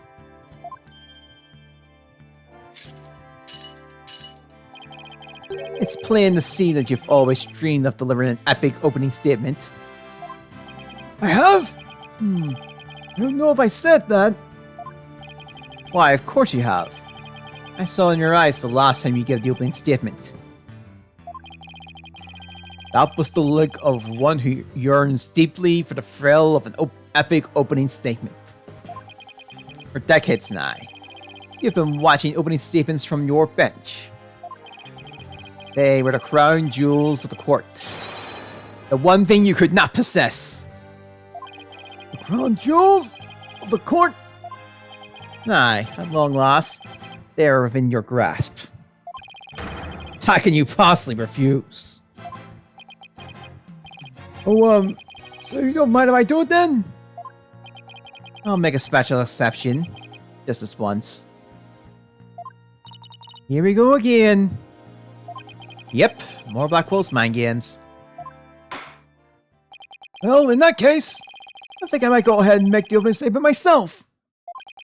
In your last session, you learned the shocking truth that the victim, Alderman Rex Cuby, is the Amazing Ninetales. You also learned that the Amazing Ninetales was a key figure in the yokai craze and anti-merger protests. It was further revealed that upon learning the Rex Cuby's secret identity, Mayor Damon Tema murdered him. The fact that the crime took place in a tightly locked room was also brought to light.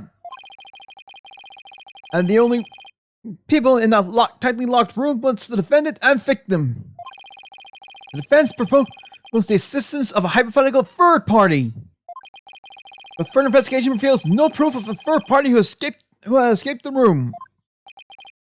Ergo, you must conclude that the evidence against the defendant is, well, conclusive. Did I say something wrong? That was quite astonishing. You truly outdone yourself this time. Oh, one more thing I boast about to my grandchild. Well, this was not an unexpected turn of events. Now then, it seems the prosecution has called a new witness to testify. The inexplicable, yokai evidence left at the scene of the crime. Well, does that not deem some sort of explanation? The feathers and tracks? Weren't those left by the mayor while he was possessed? That was but an act to protect his daughter. Oh, yes, of course. I had suspected as much. Wait, did he actually believe the mayor's award-winning performance? His daughter was the one who planted the yokai evidence. Ergo, the true identity of the yokai in the manor was the mayor's maid, Jinxie Tama. Objection! The prosecution is engaging in mere conjecture. Would you care for some witness testimony then? Or I am ready to prove that the little scamp is the one behind the Tamatar farce. Witness testimony. If any means Finn in that creep about. I'm going to move myself for a second and go to turn the light on in the room in here.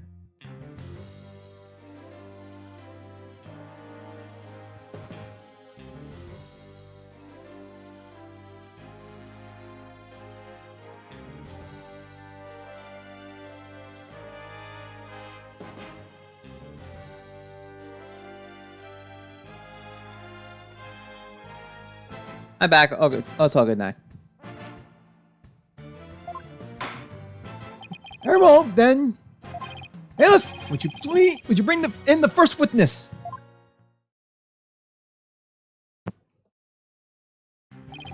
Mr. Finch, you've made quite the hasty exit yesterday. Seeing that it doesn't happen again today.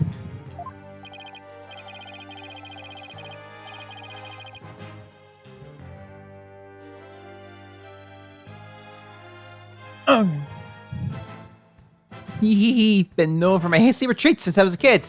Bit of a trademark, man.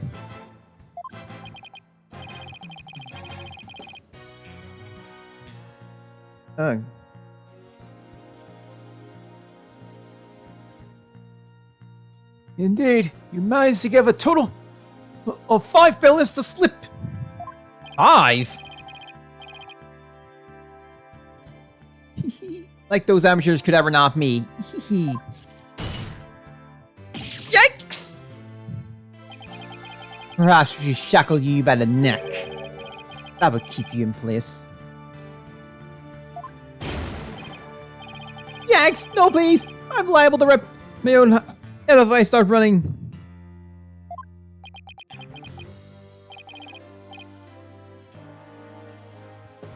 Your statement now. Yes, sir, Mr. Blackhead, sir. May be the hasty retreat. There's no escaping Prosecutor Blackwell. Yeah, Blackwell doesn't strike me as the easy to give up easy type.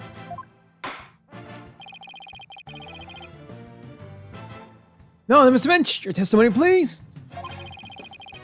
Specifically, the true nature of the yokai you saw in the manor shortly after the crime.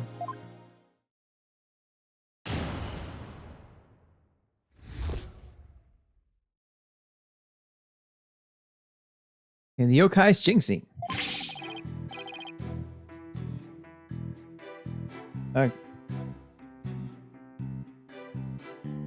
Tamataru really that little makeout, ain't no doubt about it. I mean, the Tamataru I saw was just a little thing about her size. But that little runt had the big old stuff. I see when she came into the foyer.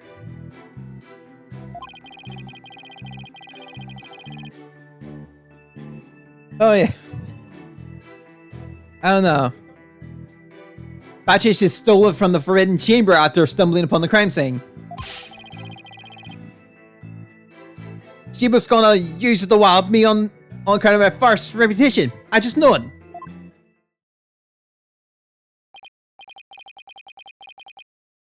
So, Tamataru was short in nature? Yeah. The change are started this time, apparently.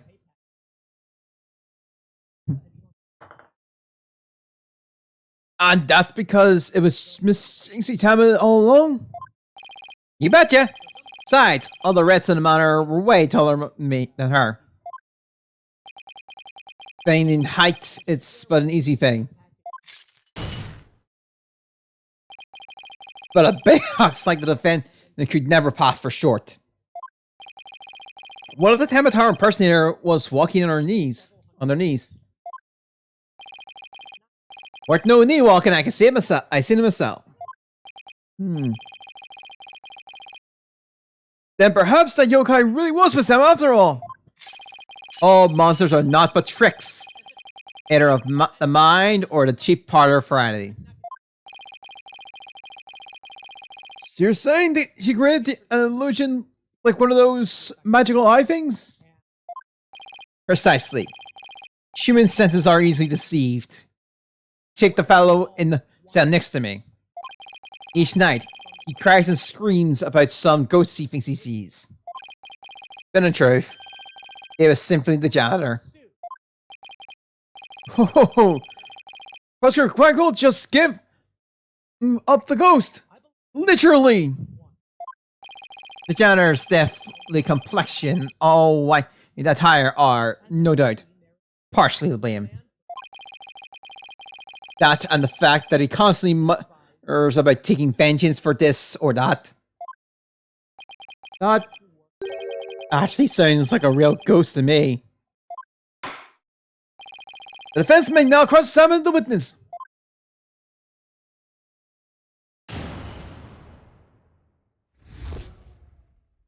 Alright.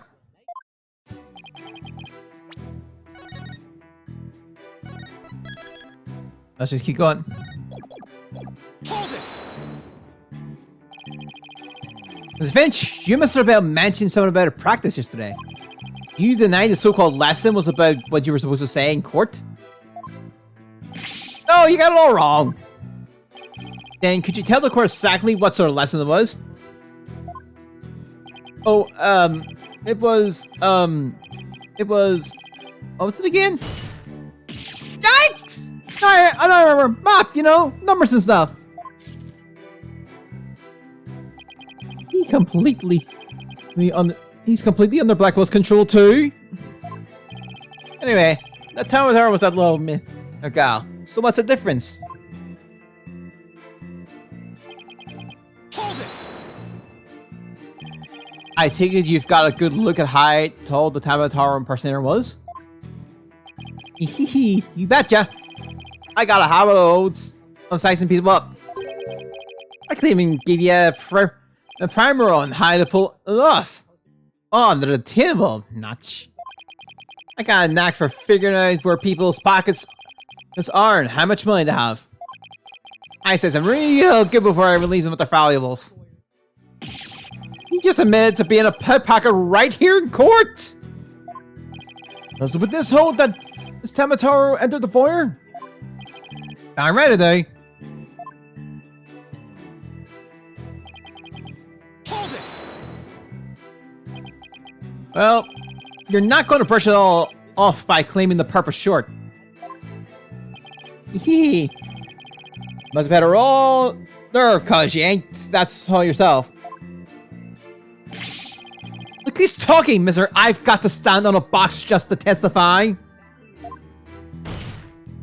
Anyway, Mr. Finch, correct me if I'm wrong, but didn't you say the Tamataro you saw held the staff?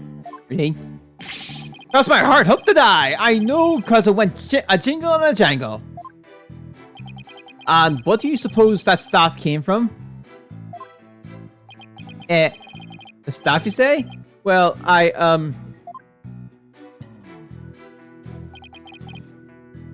Hold it! You supposed to mean... I suppose you mean to say that Jinxie Tama entered the Forbidden Chamber to get one? Well, I ain't never seen a staff like that in the manner. So it had to be the Forbidden Chamber. Oh, really? The stench of the bell is thick in the air today. Jinxie entered the Forbidden Chamber after the incident? Then she took the staff and tried to cover up her actions by pretending to be Tamataro? I guess that's what Finch is trying to say. Could Jinxie have even entered the Forbidden Chamber if she wanted to? There was one thing I was wondering about. Why did that yokai have a staff in the first place? Well, I got my hunch about that. Hold it! Well, you? And why would the so-called yokai want to do that? That little maid gal never did like me. She was hightailed when I came... Sorry, when I come round or she sticks these weird papers on my noggin. She probably thinks of him as a dreaded Tanuki monster of QB Mana or something. We need to prove that Jinxie isn't Tamataro. But I have no idea how we're going to do that. All we have to do is prove that it was impossible for Jinxie to turn into Tamataro. And that might be easier than you think. Really? Now's our chance. Our chance to expose the real Tamataro for all to see.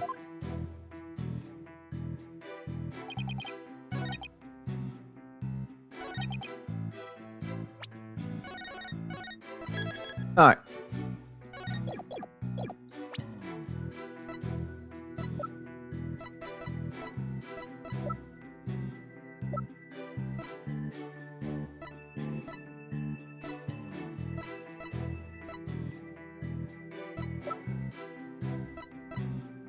Trying to think.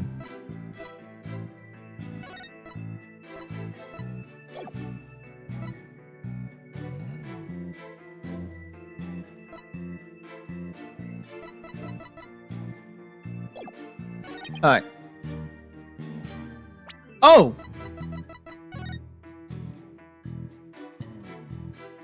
This be it? Objection! No. I object to you on personal grounds. So contradiction lies in your faulty logic dreamt up just now. Alright! Objection overruled. The defense will think twice before making such a... Listening. Really? Is this some form of Ragnarok Mon combo?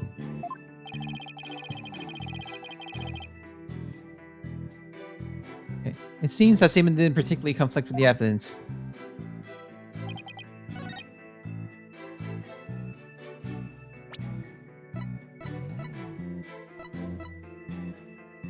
Okay.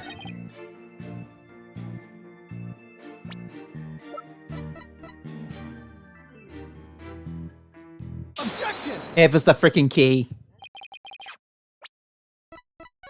I'm getting our points back.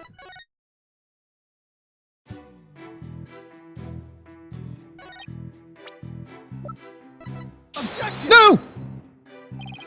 Hails hybrid. Damn it. Huh. I'm resisting the joke. Objection!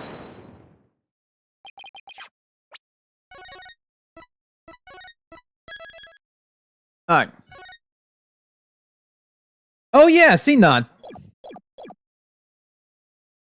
It was seen that Tamator was in fact not this innocent little girl.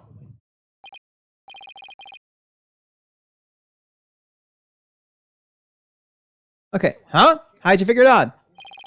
You claimed the entire time when you saw had one of those staffs from the Forbidden Chamber.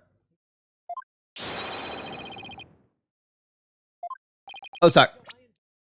But it would have been impossible for Miss Tam to get a hold of one.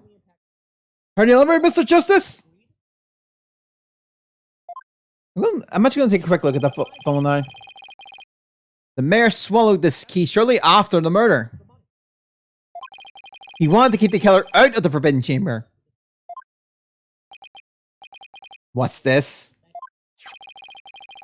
This key was deep in the mayor's stomach when Miss Tama discovered the crime scene.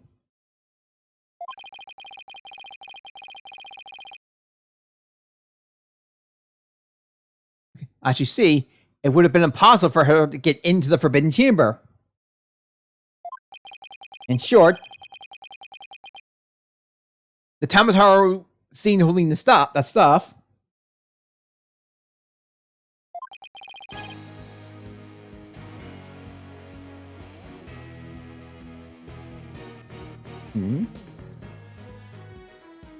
Get a bit later. Okay. Could not have been Jinxie Tama. A return of the king. Arr! What?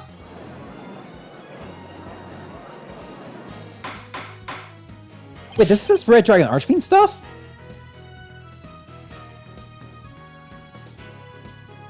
What? Oh god.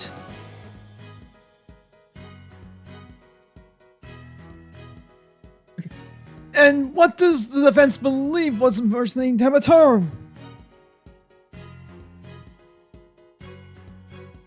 Huh. Yeah, it's the new Red Dragon Archfiend stuff. Oh, Tristinas are in here. And the airborne support. Okay. But no, that's why I said the oh god part. Did you see the new secret pack that got revealed that day? The new set of events was... Oh, was it that? Our Tamatar impersonator was none other than the mayor's. It's in. Yep. Oh god. I mean, thankfully, it's not a. It's not. It's being shoved in with another archetype.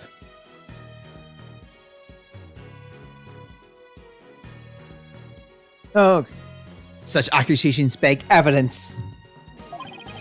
Aside from his ghastly appearance, can you prove that he is the yokai we seek? Yes, in fact, I can. Oh, I just opened my pack. It was nothing.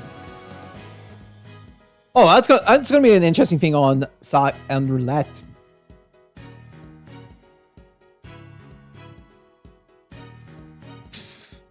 Alright. Alright, well, let's see what the defense is going. Where the defense is going with this. This please show us proof it's true any of the Tamatar imposter. Take that! We found this hand cream in the Forbidden Chamber. Oh god, that. Yeah, no, that wasn't fun. This last Wednesday was a funny episode of Saga.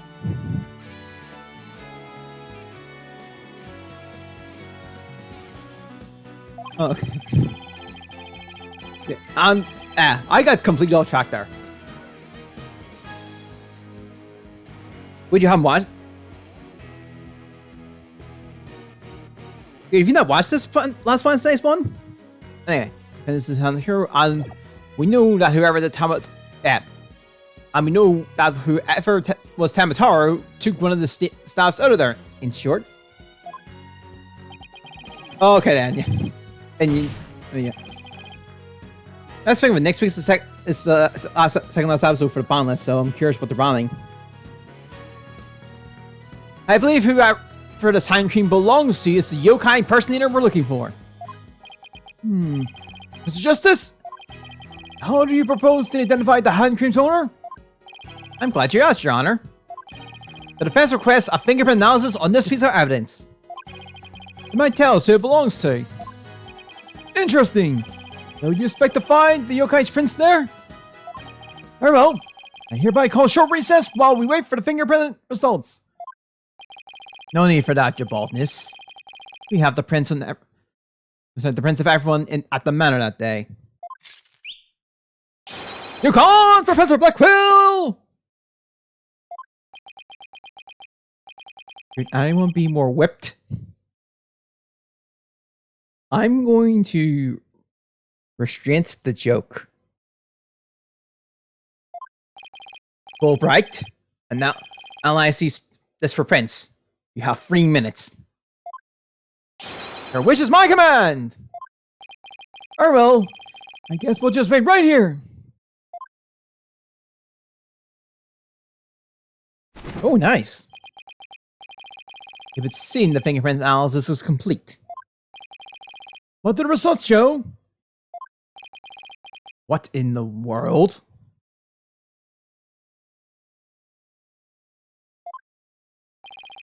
They're Florence LaBelle's prints, aren't they? This is absurd.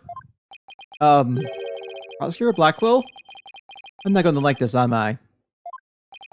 Don't tell me. They're Tamatora's prints! Fingerprints analysis have revealed that the prints belong to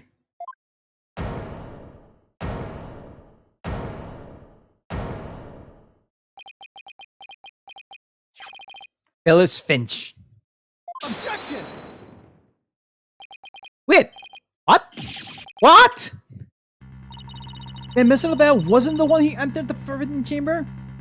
Objection! Why would you Trixie Lotanuki? Explain yourself. Now! Sure. And prints are mine. I mean, I did pay for that cream from Miss LaBelle after all. So you're the one who entered the Forbidden Chamber? But what if I did? Got a problem with it? Yikes! You follow up with a nookie.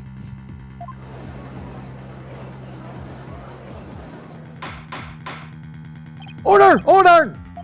So Justice, can you explain what this could mean? Excellent question. The fact that Mr. Finch was in the Forbidden Chamber... Wait a second. Does that mean that the Tamataro holding that staff was... Let's Finch? Yes! Another cat out of the bag! Mr. Finch's Tamataro!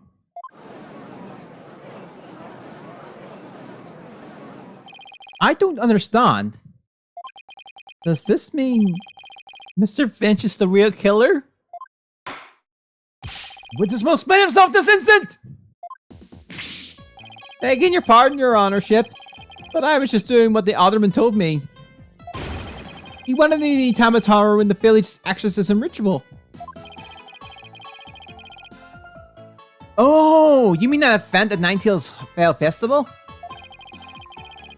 So that was you inside the Tamataro costume? Yep. After the event, I went to watch that pro wrestling program.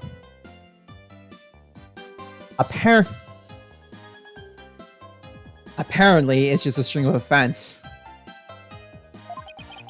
But it poured me to tears on the account of the wrestlers being complete jobbers. You know, I never realized they actually used the terminology here. Very interesting. So he didn't actually watch the entire wrestling match? That's when I looked at the Tamataro costume and got a great idea. No one can tell it's me when I'm wearing it.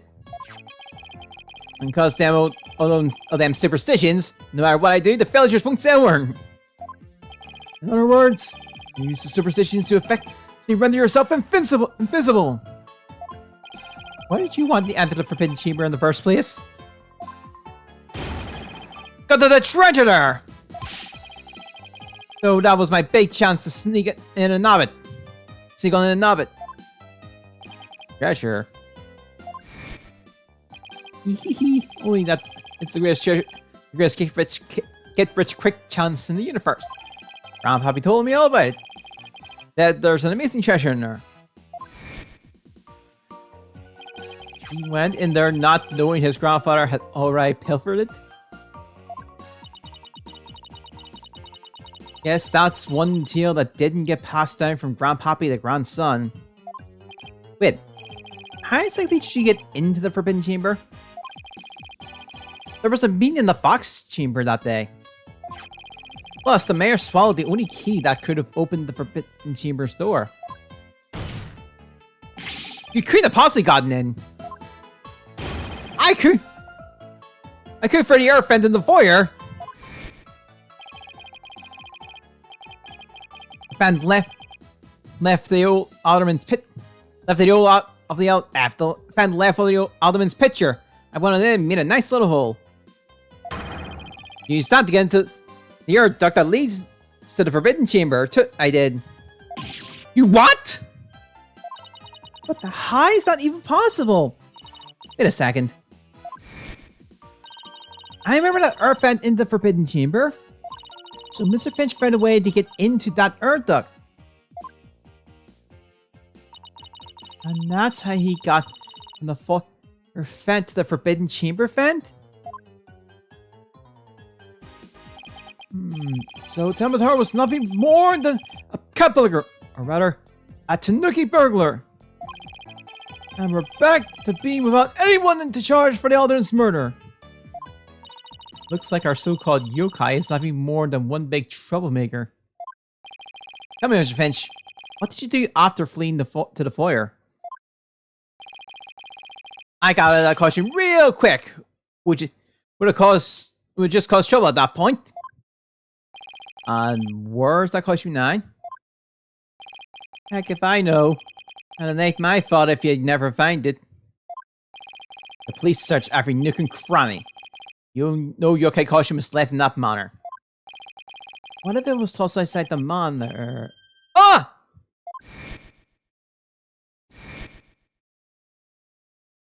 No way! But maybe, just maybe, the defense seems to have hit upon an idea. Well, go on, Mr. Justice. Okay, here's what I think. Mr. Finch, did you get rid of the costume here? Take that! Did you toss it out the window? Because that would certainly explain why it didn't turn up inside the manor. I think I tossed it out the window? That caution cost me a pretty penny.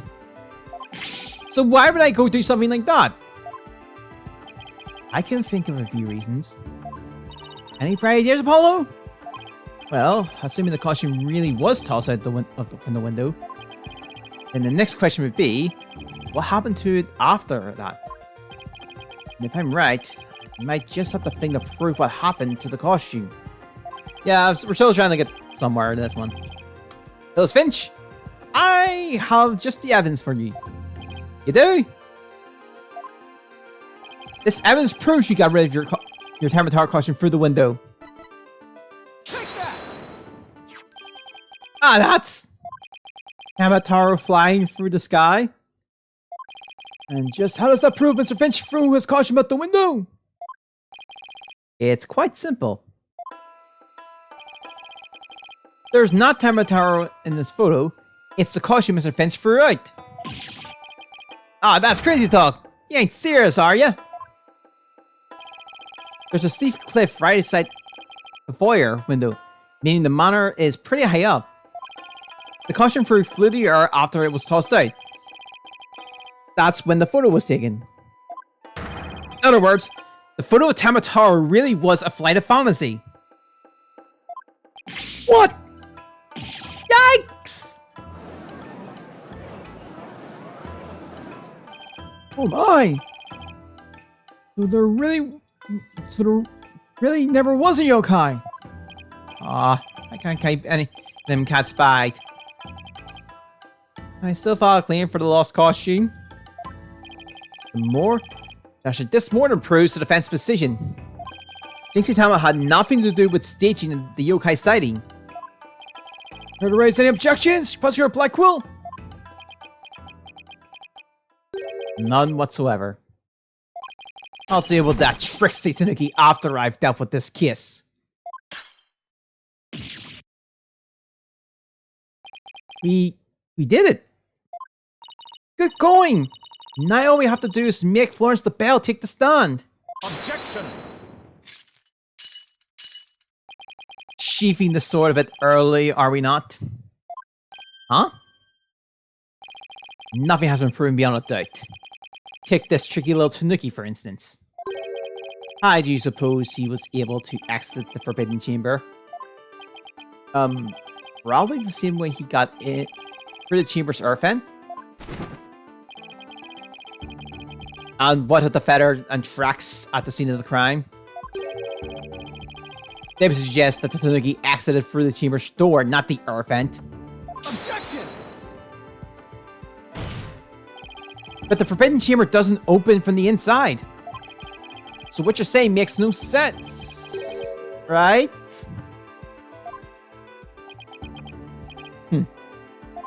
Someone on the outside opened the door for you. Isn't that right? Yep, that's right, Mr. Blackjack. Door suddenly sprung right open. Hold it! Sprung right open? Who was on the other side? Didn't get a good look on the account of the sudden glare. Like how the reflection of my head blinds fellow moviegoers emerging from the dark. That's when I snatched that staff and made my darn escape. And then that little maid spotted me as I hightailed in the hall. That means the Forbidden Chamber wasn't open until after the crime was discovered. But wait. We still don't know who opened it. Maybe there really was a third person in the Fox Chamber. Objection! Well, you little Tanuki. When the Forbidden Chamber opened, did you see the accused pass out there? Nope, only one there was the alderman, and he was dead as a doornail. If the accused wasn't there, what do you suppose he was up to? Uh-oh. I don't like where this is going. Oh! Don't tell me! Plainly, the only one who could have opened the Forbidden Chamber was The accused Damon Tama. Arr! Hold it! Wait a second. There had to be someone else besides Mayor Tama there. Really? And who might that be? Oh, well, that would be... Objection! It seems our feisty little lass has forgotten the most important thing. Evidence. I didn't forget.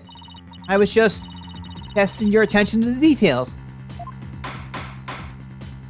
Miss Sykes! You can't be reporting about proof of some sort. It's a proof of fact. Sorry. Guess I put my foot in my mouth again. We're gonna see it. No, Fina. We're definitely on to something here. We are? Think about it. If Finch was stuck inside the Forbidden Chamber, one of the alibis we heard would no longer hold any water. The defense would like to call a new witness to the stand. Someone who knew Mr. Finch was stuck in the Forbidden Chamber. And by virtue of knowing this, has an alibi that no longer adds up. Ah, not that insufferable. Even Blackwell hates the guy. Alright, well, the corporal will hear from what Mr. Justice has to say. Whose alibi no longer adds up? Oh, it's on the other page, isn't it? Take that! Why not? That's the defense. Hey, Florence the Mount. I just remember we haven't covered the new characters. Finch caretaker Huey Manor. He was busy sneaking into the Forbidden Chamber at the time. Well, as you updated darn name. Before right, defendant investigating the murder of Nightingale's he is self-styled champion of justice and keeper of peace. Mr. Bell, Mayor Thomas' side. Ietar, he was supposedly in the foyer with Finch at the time of the murder. He's right. A brilliant former defense attorney who's supposed to be in retirement. And Cybergirl, a prosecutor and prison inmate. He has mastered use of psychology, manipulation, and corporate battle. I forgot to do that because each profile is actually character depending on the character. Didn't he claim to be in the foyer at the time of the crime? True, but in his alibi, he also claimed Mr. Finch was in the foyer too. However, as we all know now, Mr. Finch was not there with Mr. Bell at the time. In short, Mr. Bell's alibi has disappeared! Ah! Lawrence Bell's alibi was one big lie. Isn't that right, Mr. Finch? I reckon there ain't no keeping that cat in the bag here neither. It's all Mr. Bell's idea. He told me he buttoned his lip about me breaking into the Forbidden Chamber. And in return, he said we vouch for each other's alibi. Shame on you, Mr. Filch! Perjury is a serious crime, you know! Aw, shucks. Mercy, your honorship. Mercy. Ah! I also assert that the person who opened the Forbidden Chamber for Mr. Finch was none other than Florence the Bell. After all, his alibi has just proven to be a complete fabrication. I see.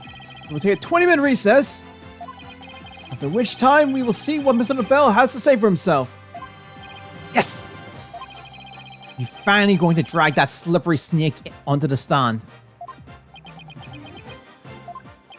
In the meantime, the prosecution will question Mr. Bell about these new allegations.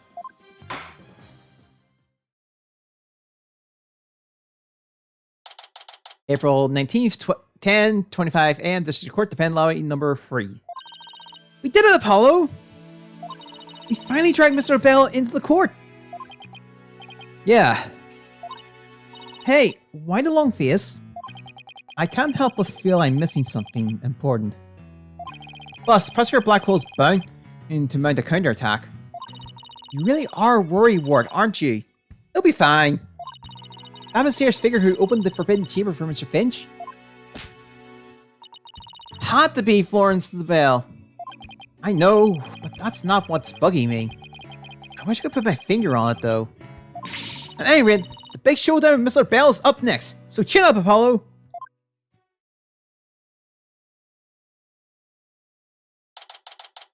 April 19th, 11 a.m.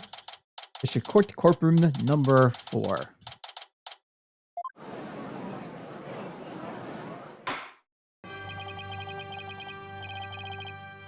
Okay. Court is now in session. Our next witness is... It's Green! Yes, I'm acting on behalf of the mayor in this very important matter. Means the witness is predisposed at the moment. Surely you jest. I will hold you to your promise. Remember that.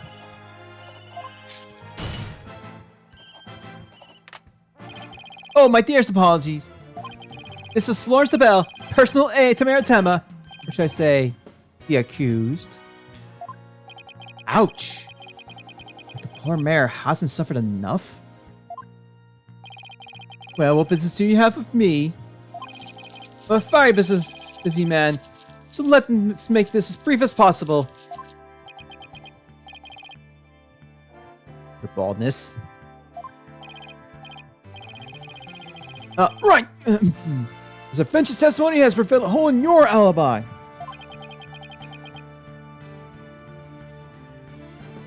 Okay, for that reason, you are suspected of having some sort of connection with the case at hand.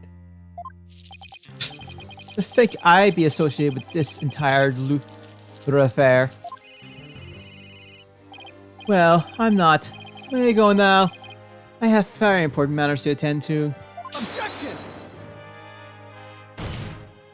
I don't think so, Mr. Bell.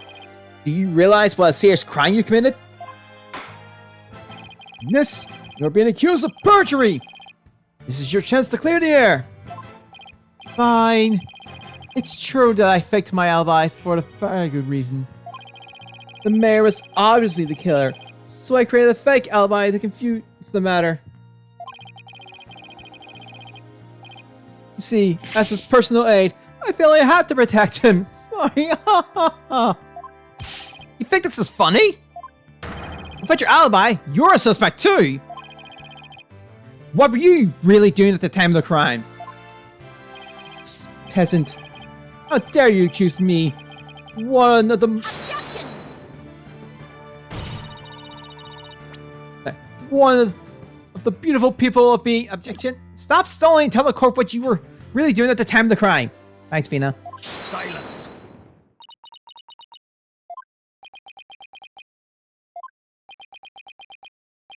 Enough jabbering. Swords have been drawn. The time for talk is past. Swords?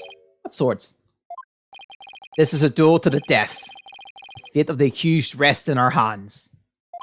Begone, ye of cowardly hearts. The battlefield hath no place for ye. Again? Oh my. Spare me, please! Those chains burn sturdy enough. So much for sturdier shackles. Ah! Those chains hinder my foul that heads will be ruled this day. This gives keeping your head on court a whole new meaning. Well, the witness, please deliver the accused death knell. You know what I speak. Most certainly. His goods is already cooked. Time to stick a fork in him. Whatever he has to say can't be good. As I told Prosecutor Blackwell during the recess, I rushed right over to the Fox chamber when I heard little Jinxie scream. What? And drumroll, please. I saw Maritamo opening the Forbidden Chamber's doors. But there you have it. The mystery man who opened the chamber door, as witnessed by one Village Finch. It was the accused. There was never any third party. Oh, and that's not all. I heard something quite startling there at the scene of the crime. Startling sounds bad. The mayor, who was barely conscious, muttered this. Forgive me, Jinxie. I killed the alderman. That's right. The mayor actually confessed to the murder right then and there.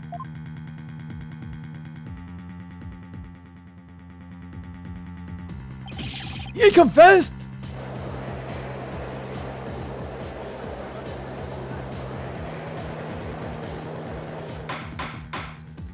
Order! Order in the court! This is quite conclusive testimony if it stands. Yes, so. Quite astonishing, I might add.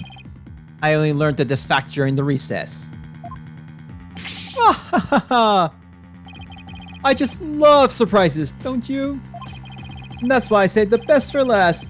Consider the gift from me to you. No way. I don't believe Mr. LaBelle heard the mayor's confess. What? But is this really true? Did Mayor Talma really confess? It is indeed. During that last recess, I confirmed it with the mayor's daughter. You could see Mayor Talma actually did confess. That testimony is quite favorable to the prosecutions. This is LaBelle. Yes, I called earlier about the party reservation. That's right. Now I'll be calling my little shindig Mayor Talma's confession gala. A splendid time is guaranteed for all. All but the mayor and his defense. Well, since our witness is a very busy man, let's get right to his testimony. Mr. Bell, please tell us what you saw when you came upon the scene of the crime.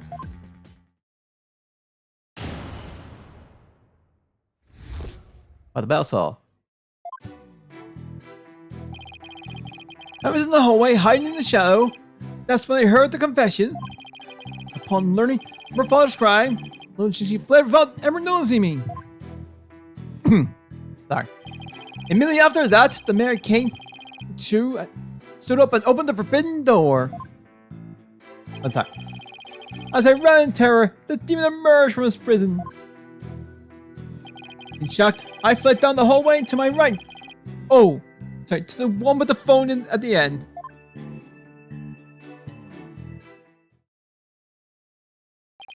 I must say, this is a shocking revelation. Quite unexpected. I think the defendant actually confessed then and there to this crime. Perhaps the guilt was too much to bear. So we confide with his daughter. Yeah. You do realize you should not have withheld such crucial testimony from the court? Once again, sorry.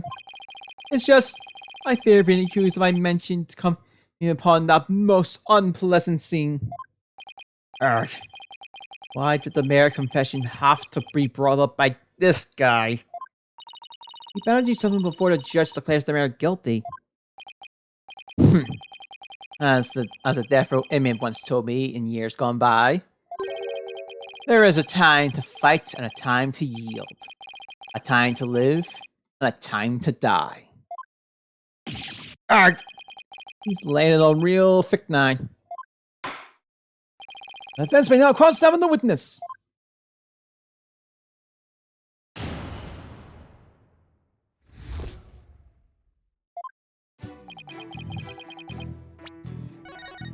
We'll see if. Hold it! Okay. You claim that the mayor confessed to his daughter. Are you sure about this? Peasant, you wouldn't dare to ask such a question if you truly understood. True beauty is never wrong. It's not? No, beauty is carved deep in the DNA. That means I'm programmed to always be right, even when I'm wrong. I'm not following. These exquisite ears are flowers abloom. These eyes that shine like pearls. This hair like the finest silk. Nothing can corrupt the truth they hold. Right. Winsome, hurry up and explain this truth of his. Specifically, what did Jinxie Tama do upon hearing the confession? I know. Hold it! Although it may not help that I'm hamming it up. To be honest, I think I'm just hamming this up right now. How did Miss Tama appear to you? Oh, the poor little thing. It seems possibly heartbroken. All teary eyes and whatnot. I couldn't help but shed a few tears myself after seeing her like that.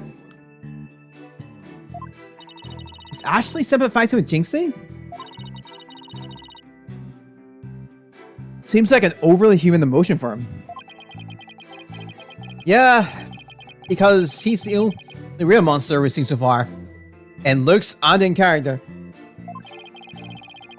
The next thing I did was check my face in the mirror. Check your face? Why?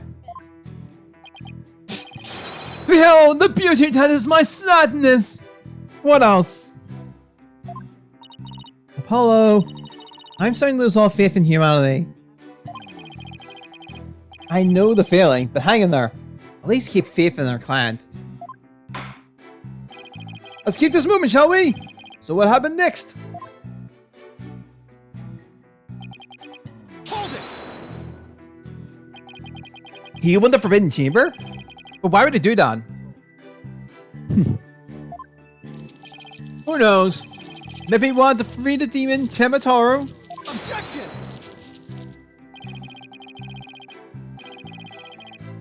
Oh, okay. The courtroom is no place for fairy tales. Remember, you are under oath.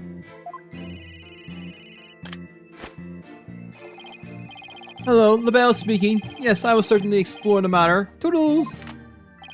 Now, where are we again? You were going to tell us the reason why the mayor opened the Forbidden Chamber. Oh yes, of course.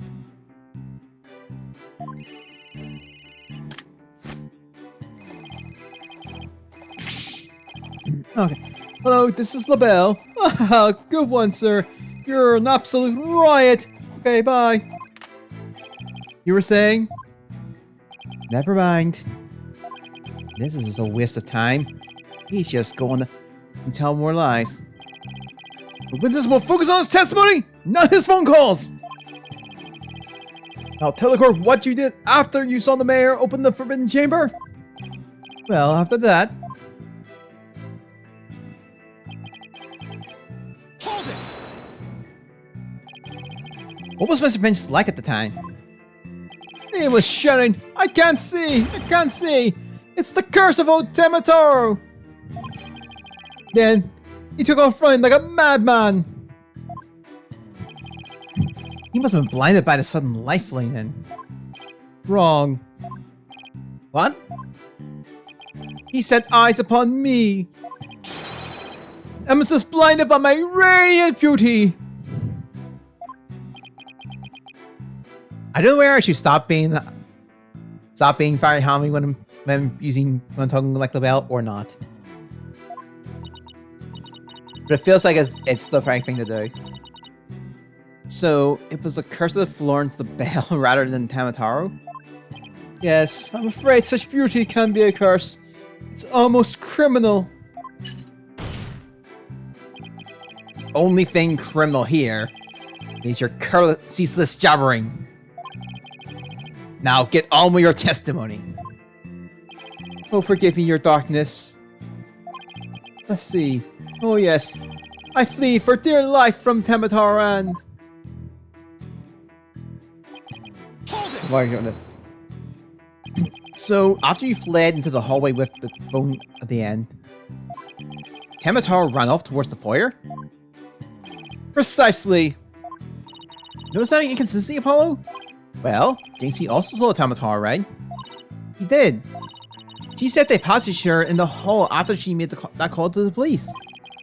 What if LaBelle had fled down the hall where that phone is? Jinxie would have seen him when she was returning from making her call. Oh, right! And if she saw him, she would have definitely asked him for help. Right. It just doesn't make any sense. Time to review the evidence. If we don't find some way to poke a hole in his testimony, Mayor Tam is as good as guilty. This is bad. Very bad. We need to find an inconsistency, a mistake, some kind of conflict. It's all over if we can't find a flaw in the prosecutor's case.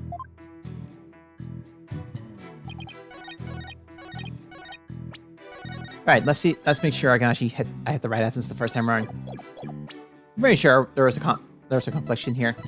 Objection! Lawrence LaBelle! You're lying about having witnessed these events from the hallway. What on earth do you mean? Yes? You have to fill the rest of it. What's in, Mr. Justice? It wasn't about how really fled down into the hallway with the phone on it. He would have crossed paths with Miss Tema. What's this? After she discovered the crime scene, she immediately went to call the police. Then, after making her call, she went back to the main hallway, where Pawn encountered the demon yokai, or whatever you want to call it. As for me, I call Phillips Finch in Tamatoro's costume. The encounter happened right here, where the hallways meet. As for the bell, if he had fled here, being a skiff from the yokai imposter, why yes, the two would have crossed paths! Right, except Miss Tema told us that there was no one else in the hall. In short, Miss Tema did not see you in the hall because you were never really there. Ah! My eyes! My beautiful eyes! Ha! Not such a five-less cent eye, is it? Mr. Justice! Witness also stated that he heard the mayor's confess. If he was lying about the confession, hearing the confession from the hall, then where was he when he heard it? Inside the Fox Chamber. Where else? But isn't that what a crime scene? The crime scene? It is, Your Honor. And that means he's not really a witness. Rather, he's the third party I've been alleging this whole time! What? You think I'm the killer? How dare you? Silence! Foolish flop. A true man knows when he is beaten. A shield of lies comes to naught before a foe with a sword of truth bears. Prosecutor Blackwell, what are you? I thought we were on the same side. You're a mistake. You're mistaken. There are no sides here, save for my cold, steely edge of judgment. You are alone upon this battlefield, with naught but your lies and sickly sweet perfume. Whoa! What just happened? I was really turning into him. You heard the mayor's confession from the inside, did you not? You deviant dandy. What a sole location from which you could have seen and heard the mayor and the Tanuki. Without either of them noticing you were right there in the Fox Chamber. Oh my. So that's how it's going to be. Fine. I'll come clean then. Seriously? You admit to being there in the Fox Chamber? I do. I did enter the room after the murder. But I was afraid of being falsely accused, so I lied about it. I feel terrible about lying like that. But it's a verbal cologne I use to protect myself. You better explain yourself, Mr. LaBelle. Yes, of course. I was just about to get to that. The witness will stay. It's getting on thin ice. I'll remind you that perjury is a serious crime. Now let's hear your testimony again. This time about your perfume of lies. In the Fox Chamber. I did enter the Fox Chamber after the murder. But I didn't enter until after Jinxie had heard the confession and left. I heard the mayor groan and hid behind the folding screen there. What I saw there up close, it was absolutely horrifying. So you see, I was there, but merely watching from behind the screen. From behind the screen? Ah, yes, I believe you wouldn't be spotted if you were there. Just so he could see everything without being spotted by the victim or that Tanuki Filch.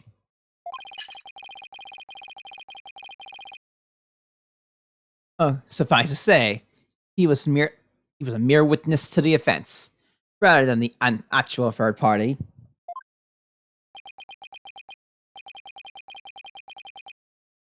This guy's as slippery as an eel.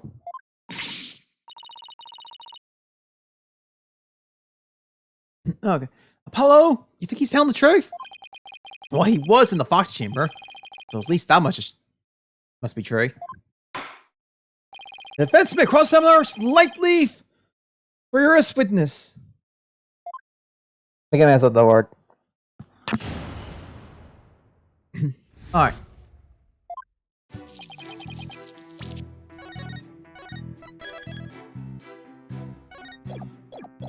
Hold it!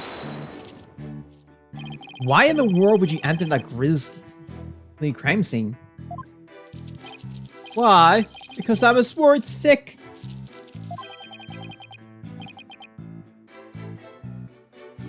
Okay. Mayor Thomas' suit, it what? Okay. It was designed personally by me.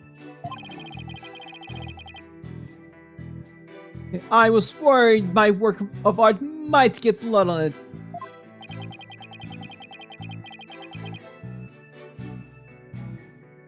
Okay, that man clearly has his priorities in order.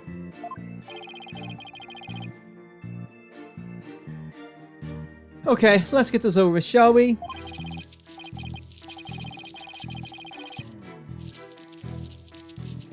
Now, where was I? Oh yes, so I entered the Fox Chamber almost without thinking. Hold it! Why didn't you enter right away? And through my designer shoes? Your shoes? Even now, just thinking about getting blood on my fabulous footwear sends chills down my spine. That's why I hesitated. Objection! That's terrible! A man was dying and another injured and you're worried about your shoes? Silence! Need to remind you, this is a court of law. We are not teaching morality here. We have schools of etiquette and the like for such trivial pursuits. Gah! Now, using the media to set the dandy. Get to the point and be quick about it. Yes, well, I was there in the Fox Chamber, but... Hold it! Wait a second. Why did you hide yourself? Oh my. So you do understand. I do?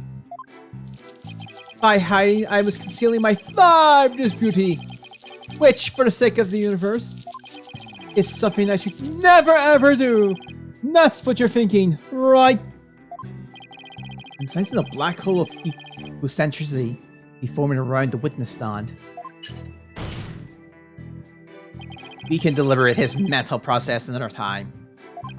Get on with the testimony, now! Well, regarding the murder scene... Hold it! Okay. Could you describe the crime scene in a bit more detail? And what exactly would you like details about?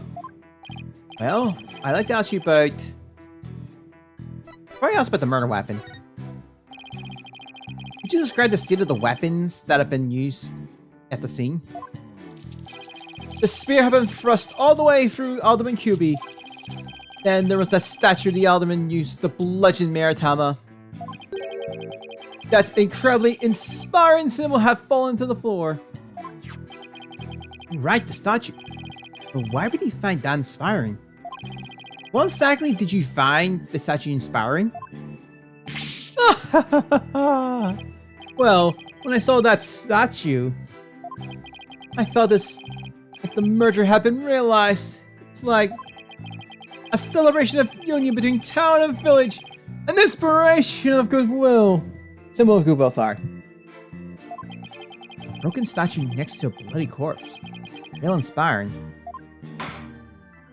Well, Mr. Justice, you consider his testimony to be of any importance? It's important. Very. I believe this to be extremely important. I request that it be added to the testimony. Remember, we only recently learned about the only two people. What they looked like recently.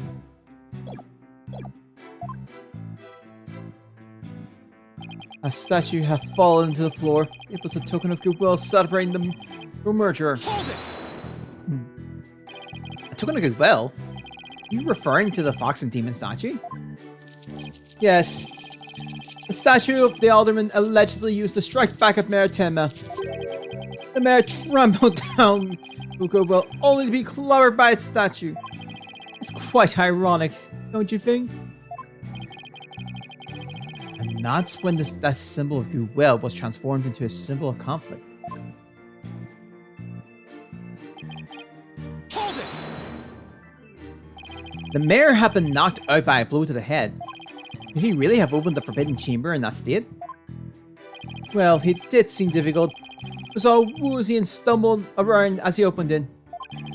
It was such a heroic effort that I nearly started to cheer him on despite myself. I think the mayor needs medical attention more than a cheerleader. You think he's telling the truth about being there in the room? Well, I believe he was there. The question is, when did he enter? You mean did he enter after Jinxie fled? Or was he there before the murder? If it's the latter, that would change everything. Right. If he was there before the murder, that would make him a suspect. But how do we go about proving that? Well, I guess we ask him about what happened there? Anyway, let's press and see what kind of info we can extract from him. Let's cross our fingers that he says or reveals something incriminating. And that he did.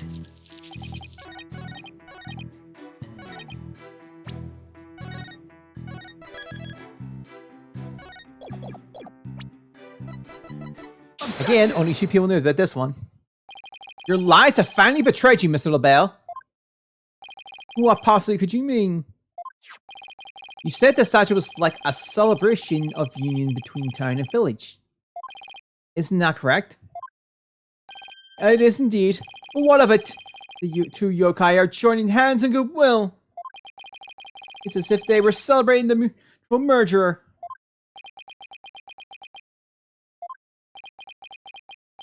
Something the matter? So, how did you really know that the statue was meant to be a symbol of goodwill again? What? Yeah, I seen that. I'll probably do that after I stream. Other streams up. Justice don't know. Explain yourself and make it quick. I'll see if I can say it first and then everyone else, yeah. This statue was meant to symbolize goodwill in its original form. But that was a secret. A secret? Whatever do you mean? What I mean is that it broke when someone used it to strike Mayor Tama on the head. What's left clearly looks like the two yokais are battling it out. Eek! Uh-oh. It's like this cat's out of the bag as well. The statue's secret and its true form were lost inside that locked room. For Miss Tenma is the only living soul who should have known what it once looked like. So, Mr. LaBelle, what could you have possibly seen in this? What could you have possibly seen the statue in its original form? Sorry, where could you have seen that possibly seen the statue in its original form? I'm misreading that first part there. What do you mean, where? The only possible answer is this. You saw the statue in its original form. Right there in the room when the alderman was murdered before it was broken. How dare you? Mr. Justice? Are you accusing the witness with some sort of crime? Yes. Yes, I am. Close the bell! I accuse you of the murder of Alderman Rex Cuby. Ah!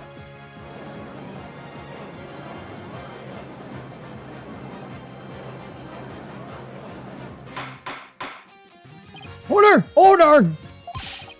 Mr. LaBelle! You've been accused of murder! Do you have anything to say in your defense? How could you possibly accuse me, the embodiment of beauty? Way to go, Apollo! This is conclusive evidence we needed! Magnifico! We've got you nigh! We know you killed the alderman! Nigh admit it! Silence.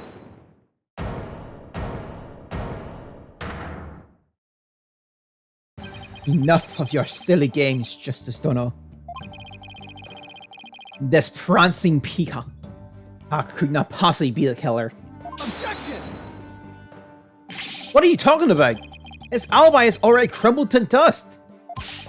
And I just proved that he was in the Fox Chamber while it was still locked tight. Silence. Why could he have not seen the statue in its true form before the murder? After all, he was close friends with the alderman. Better go. Yeah, that's right. I clearly remember it now.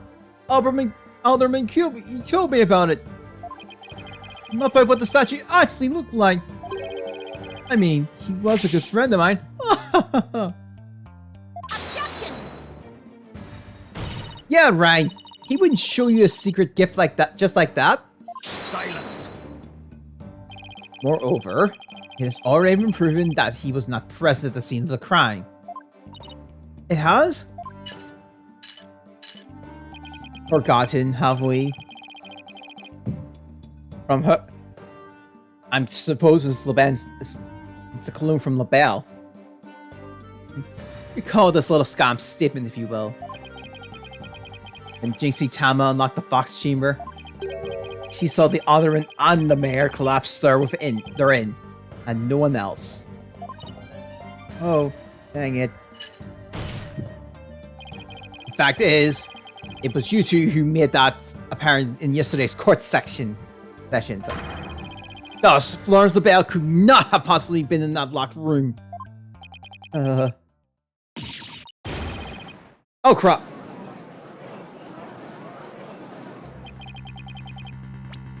Oh, just don't get it. How could JC not have seen LaBelle?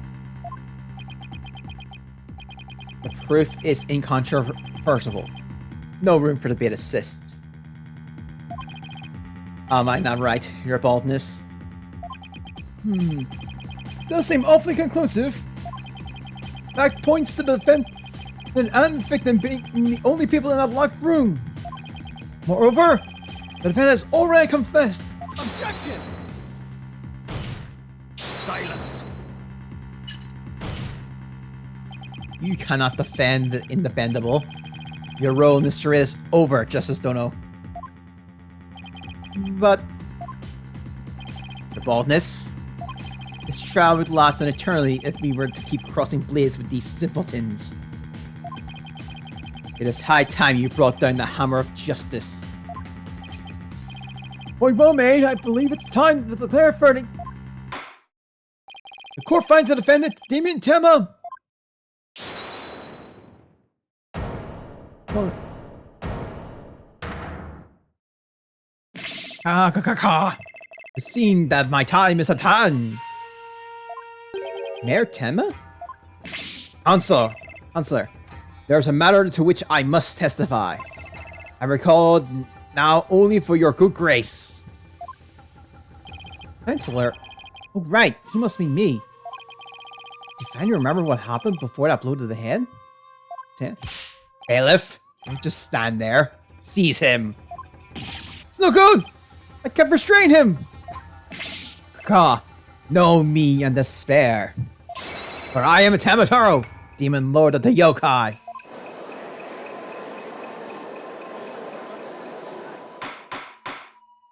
Mr. Justice, do something! Since when am I responsible for court security? Oh, there's no chance! We might get some new information out of him. Your Honor, seeing as our client has something new to say, I believe due process demands that we hear him out, even if he is a yokai. No way. Still, I believe testimony by yokai is unprecedented in the legal world. Unprecedented is absurd. Absurdly more like. Alright then, Mr. Damon, or should I say, Mr. Tamataro? Testimony, please! I shall now speak of recollections most real courtesy of my host, Damon Tama. Heed these words, mortal, or fear, hear them, but once you shall. The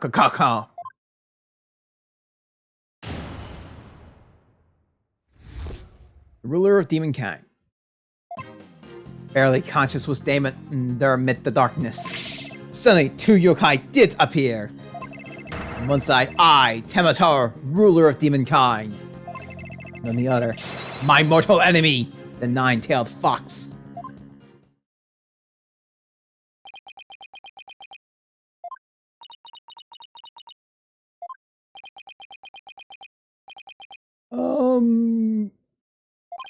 So, is the defendant asserting that the room he was in, it was very dark at the time?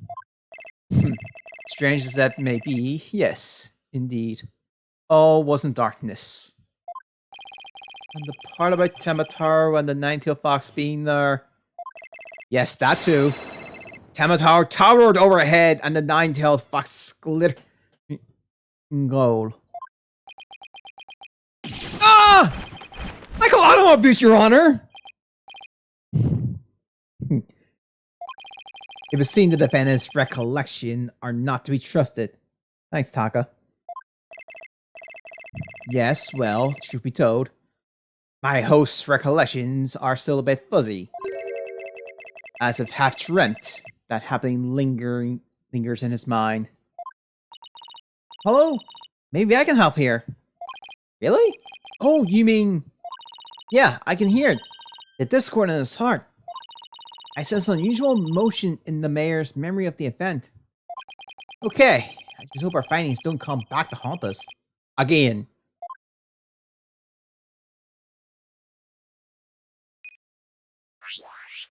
Oh, you know it's going longer. That's fine, we can...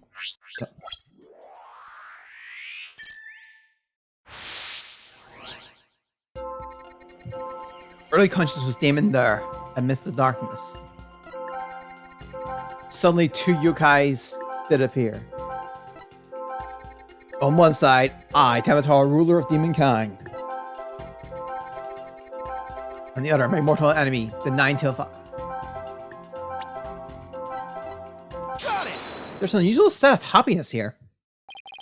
When the nine-tailed fox appeared, you not only experienced shock and sadness, but also something like joy as well. Joy? Perhaps it was joy at the light coming to my eyes all at long last. A long, terrible creeping did pierce the silence. And then there was light. On reflection, it was a door that did produce that infernal racket. A creaking door? Oh, you must be talking about the Forbidden Chamber door. It does make a lot of noise. So this means the Forbidden Chamber really was open. But what about the sudden light he described? I think I know. He mentioned darkness and Tamataro's towering overhead.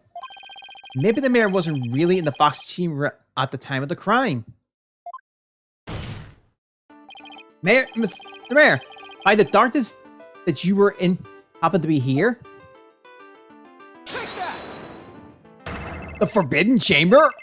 Was it not the Fox Chamber where the murder did occur? Yes. But it all makes sense if you were in the Forbidden Chamber.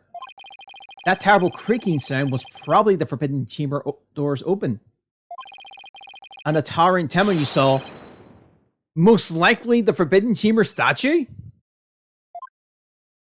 Why, yes! Why, that would explain it. The darkness and the staff in the demon's grasp.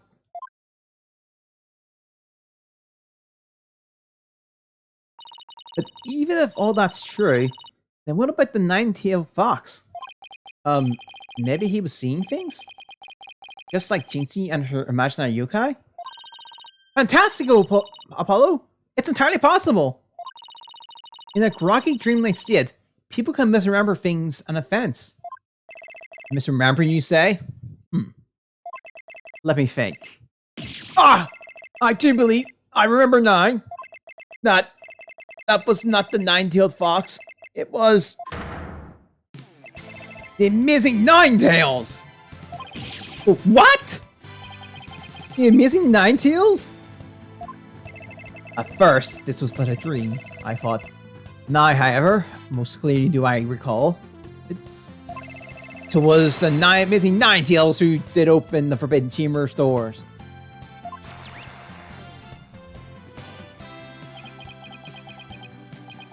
I'm sorry I asked. The amazing Ninetales? But that was the victim, Alderman Kiwi, right? Yeah. Why would he open the Forbidden Chamber? Wasn't he trying to keep it sealed? Never mind that! This is completely new information! Let me enter it and run an update.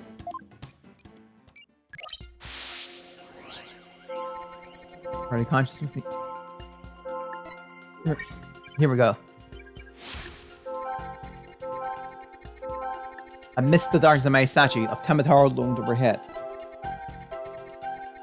The door went Chef light that pierced the gloom.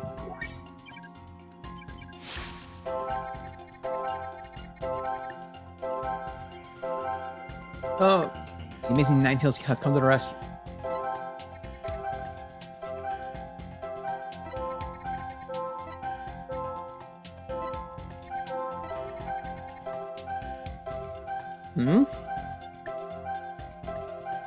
Oh, no, right. That would make sense.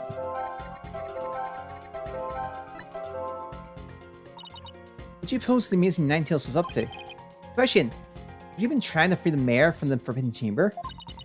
But why help an enemy like that? Wasn't he opposed to the mayor's murder plan? At least now we know why the room suddenly lit up. Must have been a huge relief for the mayor. I mean, just thinking about being trapped in that pitch black room freaked me out. Freaks me out.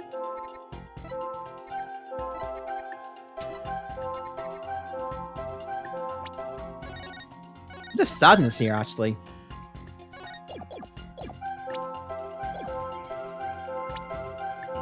Got it! When the amazing Ninetales opened the chamber, banishing the darkness within, you felt joy. But didn't you also feel shock and sadness? Yes, in a haze depths of my mind, I do recollect something of that nature. I do believe the fiend's cape was... I believe it was the fiend's cape of red.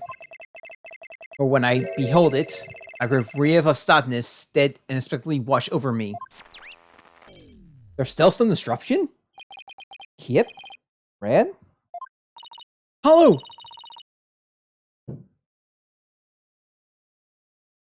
We reduced the noise level. Oh, but there's still a little left. Here, Tama, why were you sobbed when you saw the red cape? Why, indeed. What could this mean? I guess his memory is still a little spotty. I know because his latest recollection contradicts the evidence. Yeah. It's one of those contradictions that slaps you right across the face. Something this obvious could arise. I'm gonna fail that. I'm gonna do something here. When someone is trying to force a fuzzy memory into a definitive shape, Apollo, I know what you have to do. You need to present the evidence that contradicts the image you see.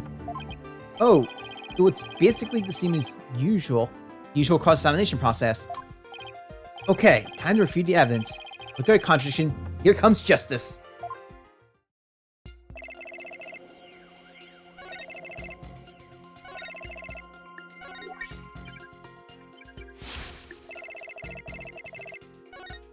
Oops. Oh crap, I was meant to read that.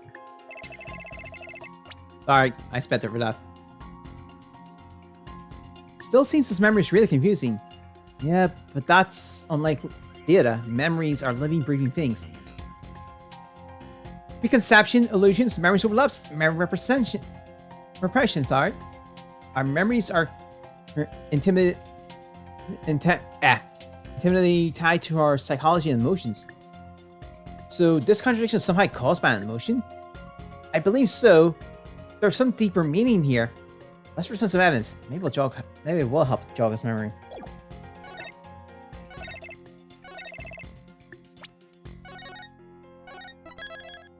I believe it is this statement.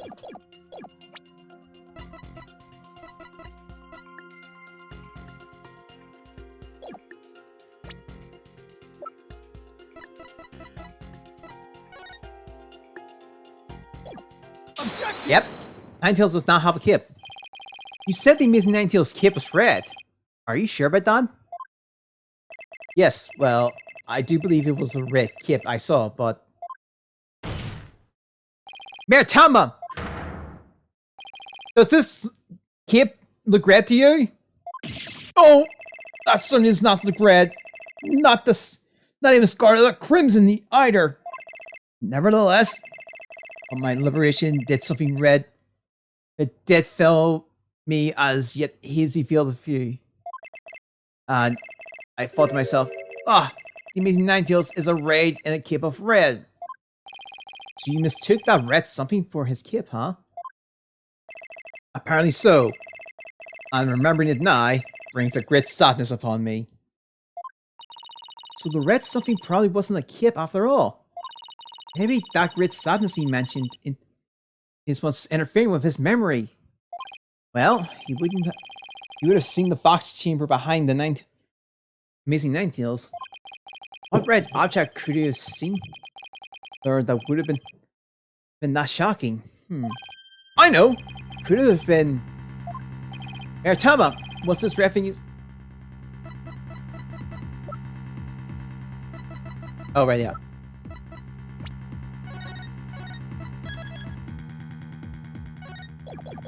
Tim, was the reference you saw this? Take that! Foolish mortal! Do you mock me? Oh! Sorry! I'm afraid I have no practice in seeing such an item. You must cease this practice on leaping... Sorry. Ouch.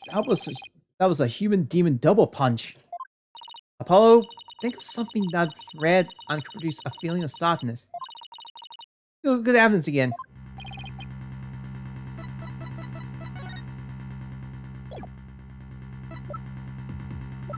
Alright, let's try this. Take that!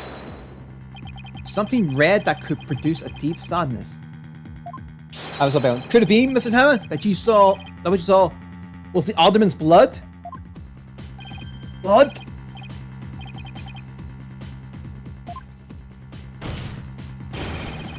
Rawr! Ooh! Oh! It's all coming back to me now. It wasn't a red kip that I saw.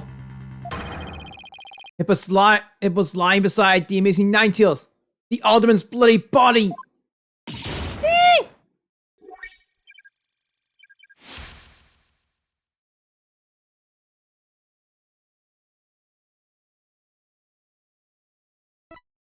How's that? Noise level 0. Bye. This noise level is then to 0! I think he remembers everything now. Does that mean the Amazing Ninetales killed Alderman QB? But the Alderman wasn't the Amazing Ninetales, so how exactly would that work? Hey, I asked you first. Well, Mr. Justice, you sure know how to make a complicated matter even more complicated. True. But at the time of the crime, our client was in the Forbidden Chamber. Moreover... Silence! Boy, don't you think this strange? The little scamp has already confirmed her father to be in the Fox Chamber. But she said naught about seeing the Amazing Ninetales there. Ark, you just had to bring it up, didn't you? Jesus didn't seal the bell there either. It's so weird. Who really was in that room then? Will the defense care to share any theories with the court? Can you explain the inconsistency between the defendant's testimony and his daughter's? Oops. I can't. Yes, of course. I can explain it. Because if I don't, we're in serious trouble. Not with more of your bluffs and fairy tales, I trust. Fair warning, Justice Dono. I shall have your head if you fail to explain this. What about a good old-fashioned penalty? Mr. Justice, let's see if you have a head worth keeping on your shoulders. First of all, if Mr. Bell was definitely in the box chamber when it was locked. We also know Mayor Tama was in the Forbidden Chamber based on his testimony. These two facts are crucial to my explanation. Let's consider the following question. If the fact points to Florence LaBelle and the victim being there at the scene, why did Jinxie Tama see the victim and her father, Mayor Tama? Very good question indeed. I suppose you have an answer for us? Sadly, you would be supposing wrong. You think she could have mistaken LaBelle for the mayor? Well, if she did, then the question is, why did she do it? Do that. Well, how about an explanation, Mr. Justice? I believe the time for questions is over. The defense asserts that Florence LaBelle was at the scene of the crime. However, Jinxie Tama has testified that she saw her father collapse there. She had, in fact, misremembered offense. And what could have made her do so?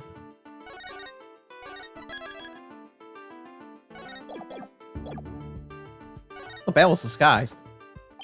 The figure Miss Tama saw was not her father. It was Florence LaBelle disguised as Damien Tama. Silence.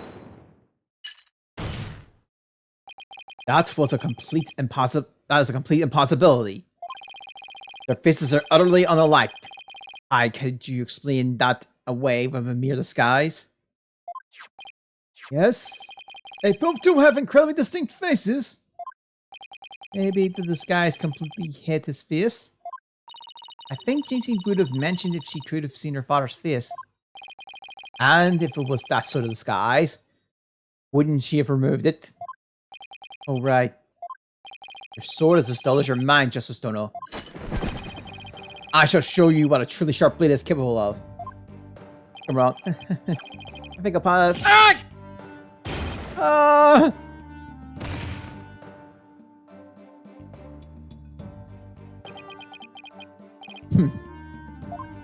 Are you okay, Apollo? I'm not fine, am I? Well, now that we have a little fairy tale out of the way, your baldness, verdict if you will. Justice, I believe it's time for if no further arguments.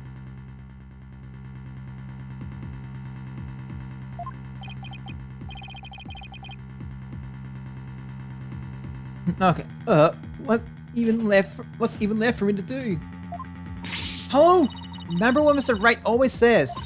When you're stuck in a tight spot, turn the case upside down.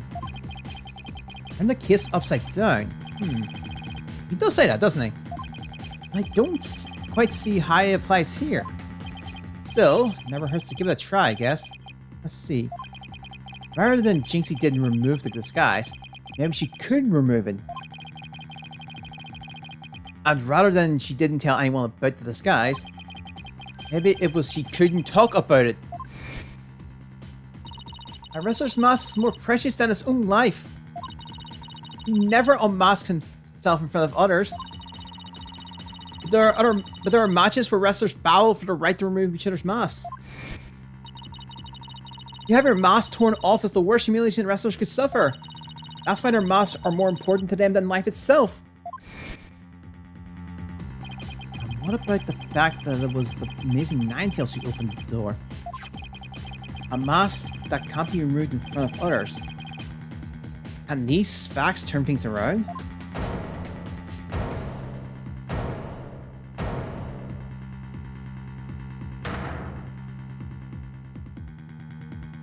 Oh. Oh! Wait, we got a little backwards. Apollo? I think we might have made a huge mistake. Your baldness. I see no need to further indulge them in their silly little farce. The defense has no proof. They never did, and they never will. And it seems I must announce my guilt for— Objection! I do have proof! Do you now? Alright. This better be good, Mr. Justice. We can solve the remaining riddles by turning all our assumptions upside down. Why Jinxie mistook Mr. LaBelle for her father? And why she couldn't remove the costume or tell anyone about it in the first place.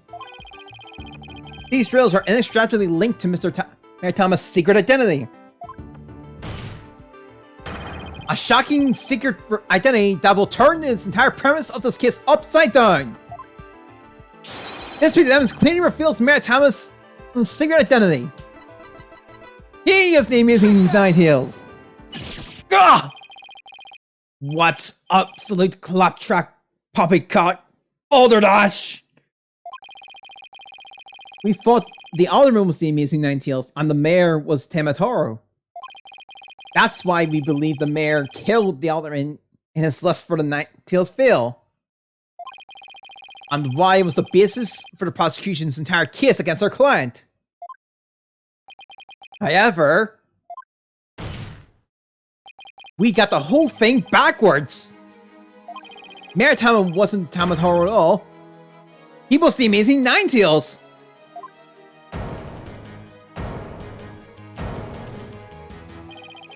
What's this? You best explain yourself, Justice Dono.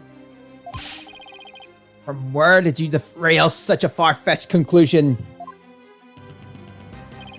Jinxie no doubt knew the true identity of the amazing Ninetales, but she couldn't tell anyone no matter what. That's why she didn't say it was the amazing Ninetales she saw passed out. Even though, unbeknownst to her, it was really Florence LaBelle in disguise. Silence. The accused and that deceitful dandy are utterly dissimilar in physical build and voice. A little scamp would have seen the difference. Objection! Remember, Miss LaBelle has his very own brand of cosmetics? Why couldn't he fake a different build too? And anyone speaking for a mask would naturally sound different. Silence. Why did she not simply pull the mask off? Objection! A masked wrestler's disguise is more precious than life itself. As a huge fan of the Amazing Ninetales, she would never dare unmask him.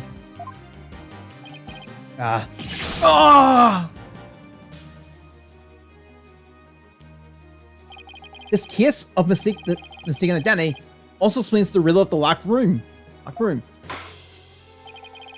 Then by all means, Mr. Justice, answers for already! Ursula entered the room where the mayor and the alderman were talking. I suspect he brought with him coffee laced with some sort of sedative. Once the alderman was cold,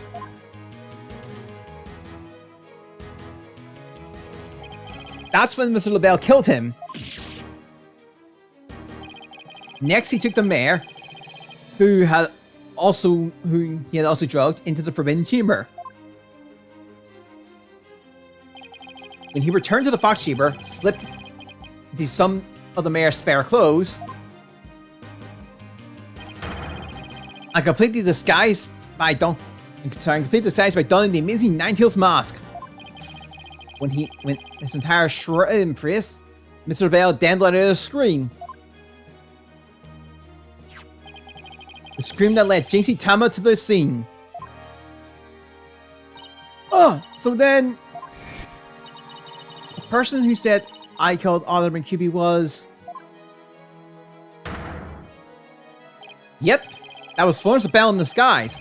The mayor never actually confessed. Silence. This is no more than guesswork than speculation. Now stop your jabbering on. Objection. No, you twisted samurai. This time, you stop your jabbering and let me finish my kiss, making my kiss. Once Miss Tama left the scene, Mr. LaBelle, still wearing the mayor's clothes and mask, opened the forbidden chamber. So he could drag the mayor back out into the fox chamber. Oh, so the amazing Ninetales the mayor saw was... Right, it was LaBelle opening the forbidden chamber. The second time Mr. LaBelle opened the door to the forbidden chamber, he happened to catch the Phoebe Mr. Finch by surprise. Startled, Mr. Finch in his timid horror disguise ran as fast as he could away from the room. As he did, he left behind a trail of feathers and tracks, and gave Miss Tama the scare of her life in the hallway. With no one left to witness the offense that had occurred, Mr. LaBelle then positioned to drag the sleeping mayor back into the fox chamber. See, well, that's all certainly does make sense. Then, after dragging the mayor back into the fox chamber, Mr. LaBelle threw the mask out the window and fled the room. Silence. For this absurd theory to work, it requires that the defendant to be the amazing Ninetales. However, he was the one pushing for the critical departure. That such an individual could possibly be the amazing Ninetales is preposterous. Objection. The mayor was blackmailed into pursuing the merger. Miss Tama's life would have been in danger if he had openly voiced his opposition. That's why he created a secret identity as the amazing Ninetales. Ah! This is madness! No one could have possibly had such an insane plot. No one except the killer as insane as his plot. And I say Florence LaBelle more than qualifies. Holy mortal. This is at your own peril that you forget who I am. Mayor Tama! It's okay now. Jinxie will be safe as long as Mr. LaBelle is arrested. You are the amazing Ninetales, aren't you?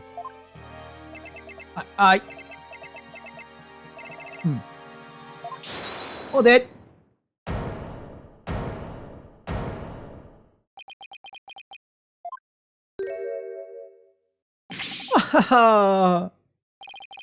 You have quite the active imagination. Okay.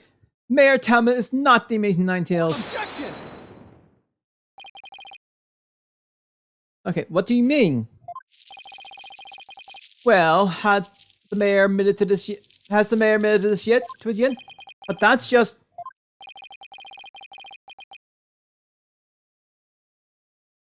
Okay.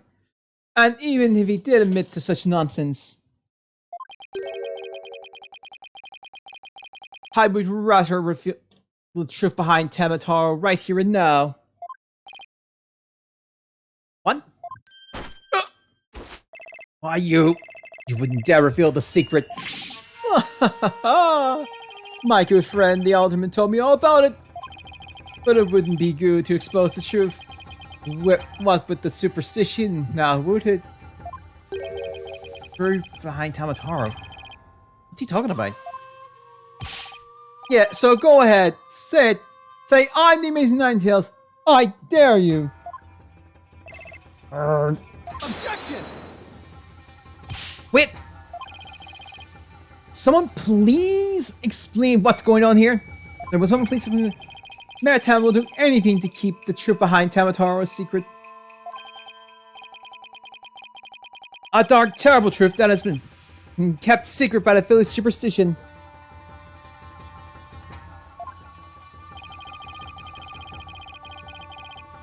And if the mayor admits to being the Amazing Ninetales, you'll suppose the truth? Right. I won't have him walking free because of some nonsense you made up. So, what now, Justice Stono? Without the mayor's admission, your theory is as useless as you are in battle. I'll show you who's useless! Hello? Don't you dare give up, Nine! No, I know! Your Honor, I believe Mr. LaBelle's statement warrants a thorough cross-examination. After all, the true identity of the Amazing Ninetales is the cornerstone of this case! You do have a point there. Please answer this court, Mr. LaBelle. Is the defendant the Amazing Ninetales or not?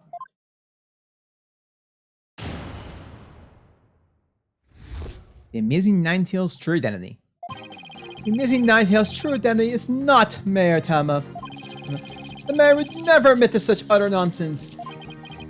But if he did admit to such nonsense, I will expose the truth behind Temataro right here and now. And that would bring ruin upon Ninetales Vale, just as the superstition says. Talk about out of the pot and into the fire. At this rate, the mayor will be found guilty for sure. Honestly speaking, if Mayor Damien Tema is not the Amazing Ninetales, I'm afraid I don't see how the defense has much of a case here. And let's just leave it at that, shall we? You all know Alderman QB was the Amazing Ninetales anyway. I mean, that's how Ninetales Vale made a comeback. The Alderman was so popular. There's gotta be a hole in that testimony somewhere. I don't even know where to start. Since we don't have any proof that the mayor is the Amazing Ninetales, then we'll just have to get him to admit it himself. If he admits it, LaBelle's going to expose the secret behind Temataro. Urgh, we're so close, I know it! The defense may cross-examine the witness!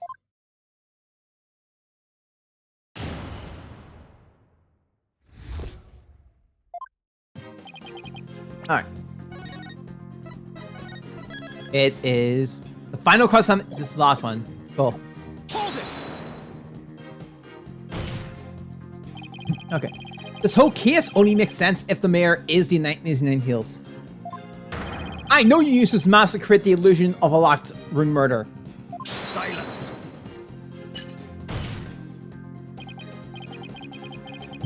Nothing more than idle speculation. You've no evidence now, have you? Objection!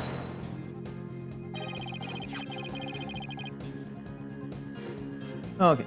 Mr. LaBelle knows what this statue originally looked like. That means he had to be in the box chamber while it was still locked tight. Hold it. Sorry, but I've heard about the statue from Alderman QB. If you don't believe me, just ask him. Oh, well, what's that? The Alderman's dead? Looks like the joke's on you, my sweaty little friend. Hello? You mind if I wring his neck?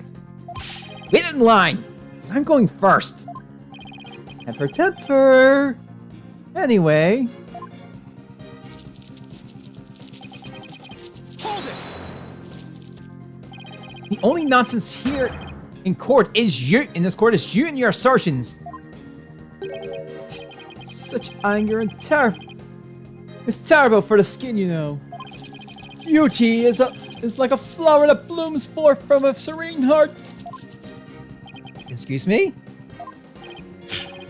I wouldn't expect a wilted pheasant like you would understand. Perhaps this fragrance will help the blossom within you bloom. Ah! You liked that, didn't you? Enough jabbering about blossoms and whatnot.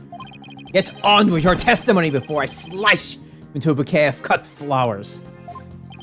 Oh dear, please excuse me. As I was saying, the assertion of our willful attorney here is utterly nonsense. Hold it! You'd be arrested, wouldn't you? Yes, it's true. I would be sacrificed upon the altar of justice despite my innocence. But what a terrible loss that would be for the future of mankind's cosmetic needs. It is a tragedy that must be averted. Defend me if you understand this.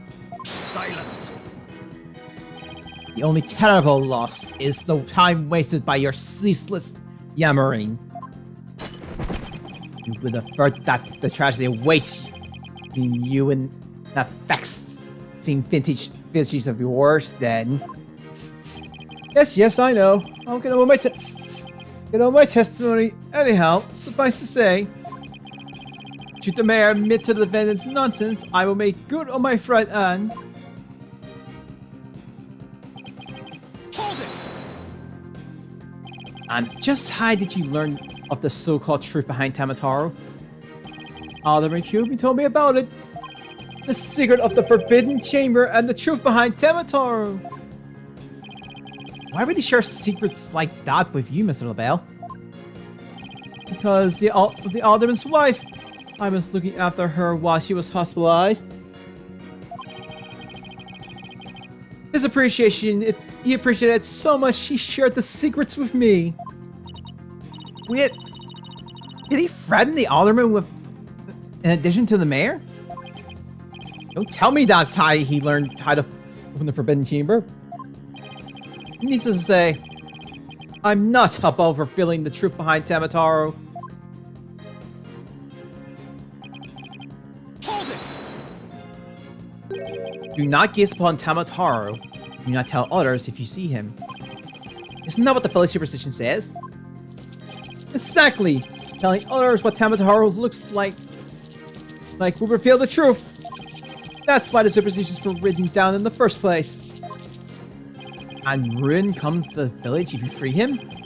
Is that a warning not to expose the truth?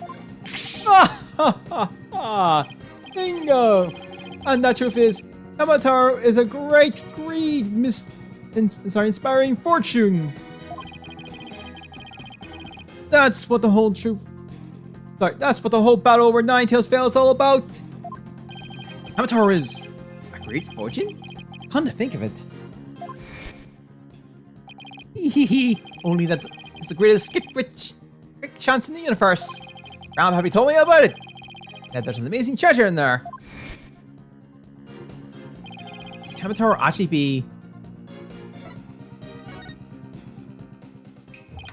telling the villagers that Tamataro is a terrifying yokai is what has them scared away from the Forbidden Chamber and the treasure within. That's how the treasure has been kept secret all this time. Well. It seems our attorney here has uncovered the truth that must not be revealed. Mayor Tama looks like he wants to keep the truth behind the truth hidden as much as I do. Tragedy is doomed to repeat itself as long as Tamataro assists. That's why the secret must be protected. As long as Tamataro assists, huh? Mr. Bell, please add that statement to your testimony. Tragedy is doomed to repeat as long as Tamataro assists. Hold it!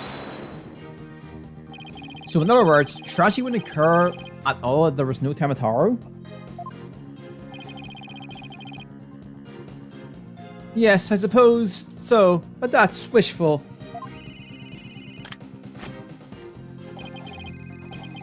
This is LaBelle, yes. You don't say. As long as Tamataro assists, huh? How is the mayor supposed to admit to his secret identity now? Well, we have to find a new way to make him say it, or our entire case unravels. There must be a hole in LaBelle's testimony somewhere.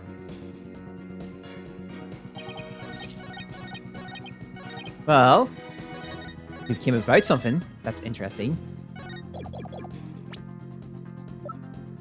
Objection! Mr. LaBelle, what if Tamataro no longer assists? Revealing the truth would no longer be an issue, would it? If Tamataro no longer assists... What on earth are you talking about? Oh, apparently you haven't heard. Tamataro no longer assists. But I guess you didn't get to do a thorough search after the key was taken from you. Because when we searched the Forbidden Chamber, there wasn't any treasure there. Really? Well, maybe you weren't looking in the right place. Sorry, but I have proof that Tamataro no longer assists. Take a look at this figure. What do we have here? It looks like some sort of creature. We found this in the Forbidden Chamber. It's an Atsuki Kusu figure. The great thief Atsuki Kusu used to leave them at the scene of his crimes. Are you suggesting that Tamataro has been stolen? Yep. But Finn's grandfather, a master thief, was the culprit. And by that hideous, moronic caretaker's grandfather, no less. You! No! My beautiful golden Tamataro was! The greed inspired by Tamataro can no longer bring ruin upon Ninetales Vale. Isn't that right, Mayor Tama? Sorry. The root of tragedy would indeed seem to be gone. In fact, I now recall the alderman revealing the secret to me on the day of our meeting. He must have been speaking of Tamataro, where he said to me, the gold ingot was gone. The gold ingot? You mean the treasure that is Tamataro's true form? Recall, if you will, the scroll in the Forbidden Chamber. Tamataro is the yellowish object shown there. A giant golden ingot that my nomadic ancestors bestowed upon Ninetales Vale. In return for that gold, my ancestors received from Ninetales Vale land that would become Tamatown. But drive the villagers mad with greed did that great fortune. Bitter was their greed-fueled battle. It was as if they were possessed. My ancestors' gold became a curse upon their village, a curse of ruin. Thus, it was that the yokai Tamataro came to be. The Tamataro and the village superstitions was merely fairy tales to scare people away? Fairy tales or not, Tamataro made quite the mess of things. Yes, indeed. For there is no greater monster than a mortal's man lust for gold. Well, you know what they say. The love of money is the root of all evil. My ancestors did bring a terrible thing here to Ninetales Vale. A thing so terrible that Tamataro, a monster just as terrible, had to be created to keep it a secret. Yet we had naught but love for the little village to which we owe our very existence. Tamataro would never seek to take over Ninetales Vale in a merger. Oh my! That was quite a shocking lesson in history! Mr. Mayor, now that we know Tamataro no longer assists, are you ready to admit your secret? You are the amazing Ninetales, aren't you? Hold it? No, don't do it! Please, no! Begone, you demented demon! Now, where was I? The Golden Lord of Yokai, the amazing Ninetales is indeed me! Okay, I think it won't laugh. There. And that means Jinxie! Yes? That man wearing... And the man wearing the... yeah. The man wearing the mayor's clothes who you saw collapse in the Fox Chamber. Was he wearing the amazing Ninetales mask? Uh-huh. That's what made me think it was Papa. He said he was going to reveal his secret identity in the other QB that day, so So it really wasn't Popeye's elder, was it? It was Florent's idea from the start. He advised me to reveal my secret identity to the alderman. Sheesh. Group Robert machines have less electric setups than the Bell scheme. You may rest easy now, little Jinxie. That monster deception is through. The true facts behind this case have finally come to light. Mayor Talon did not kill Mayor Alderman QB. Sorry. And Florence LaBelle did, but Florence LaBelle did. Sorry. How dare you, peasant? No!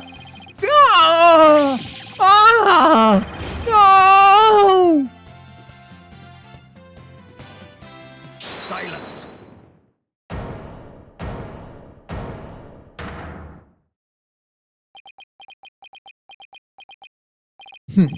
Justice Dono. You should at least have a real blade in your hands if you desire to cross swords with me.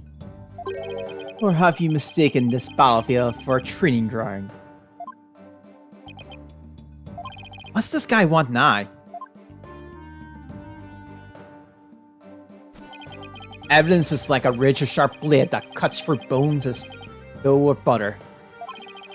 But you have only blind guesses at the blade incapable of cutting even a cake. I see what he's got there. You had you there, Mr. Justice. After all, evidence is everything in a court of law. But that's right. Let's see some evidence.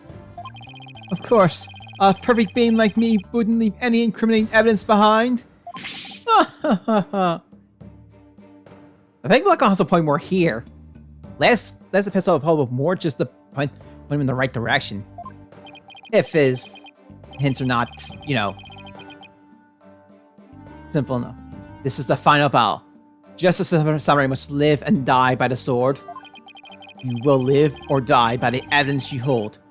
My swift blade of judgment awaits. Now present your conclusive evidence, or don't you have any? Oh crud! Do I have anything conclusive? Yep. Evidence? Oh, I have evidence. You do? Of course. It's just a conclusive evidence we need too. I'm going to finally prove Mayor Thomas' innocence. Here comes justice. Oh, okay, so we've lined the full thing up completely now. Let's review the facts. The most damning evidence against the mayor was the crime scene itself.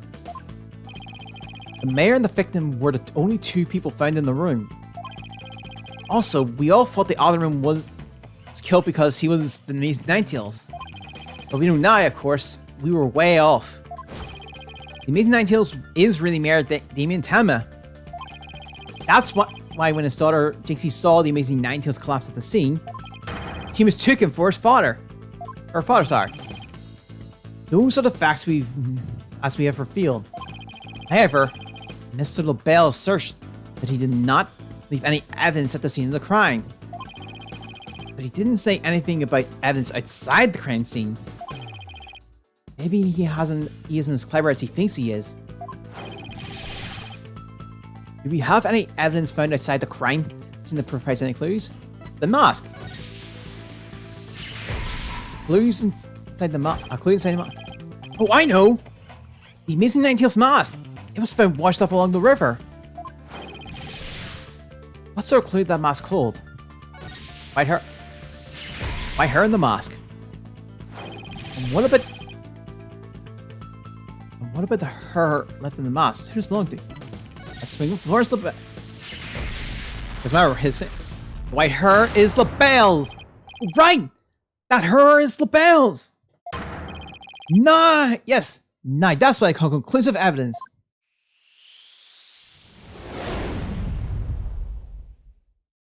Oh, Mr. Justice, you have any conclusive evidence to present to this court?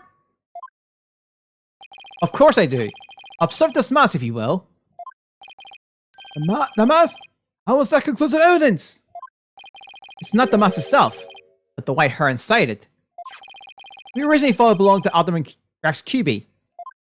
Yes, but the Amazing Ninetales, as we now know, is Mayor Thomas, so That is correct. So the question is, whose her could this be? And the answer to that is the last person to have worn it before it was discarded. That would be you, Florence LaBelle. What are you talking about? I've never had any of this white hair like that. Silence. It would appear your coup de grace failed to hit its mark. This freaky flop is not the white hair type. Because he's busy being one ludicrous garnished color or another. Objection. His hair's yellow again. I just noticed.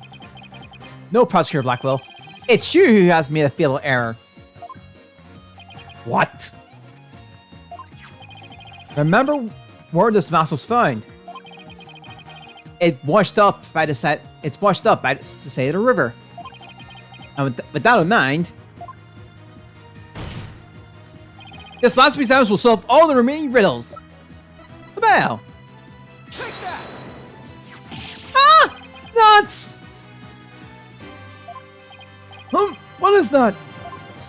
This is Mr. LaBelle's own private brand of hair color. It washes out with just water.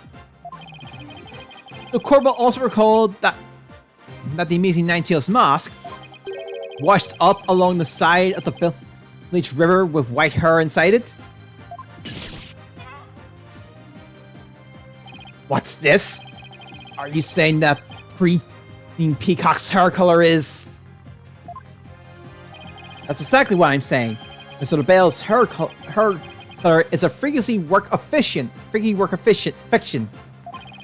Thanks to the river flowing through Ninetales Vale, we now have a real life exposed. Ah! The white hair in this mask is conclusive evidence proving that you're the real killer. A DNA test is all we need to prove it. And we both know we'll get a match. A minute! Florence LaBelle? You were the one who killed Alderman Rex QB.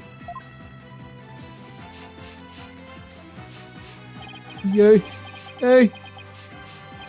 Peasant! How dare you! My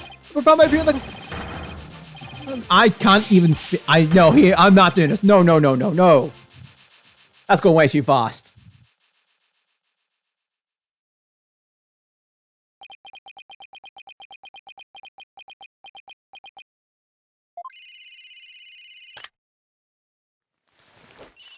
Hello, this is LaBelle. What? The project is off? This is LaBelle. The sponsor has pulled out. LaBelle speaking. I'm fired? You mean I'm no longer maritime as aid? Hello, this is LaBelle. What? There's a stratospheric damage claim against me? $100 million?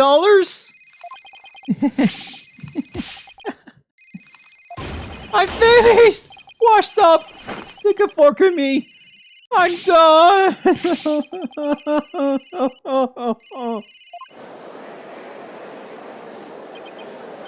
This is preposterous! I, Simon Blackquill, defeated? Order! Order in the court!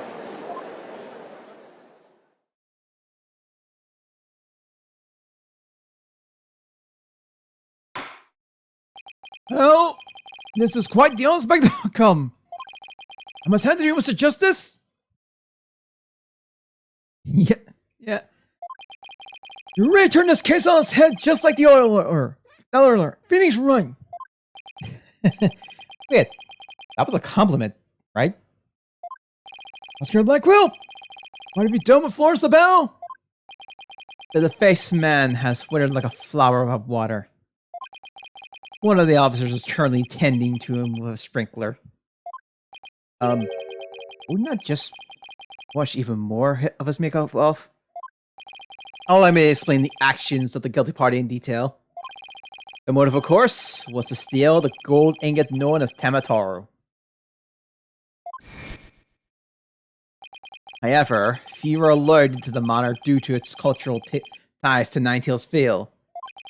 LaBelle set in motion plans to gain access to the manor and the gold within and via the merger.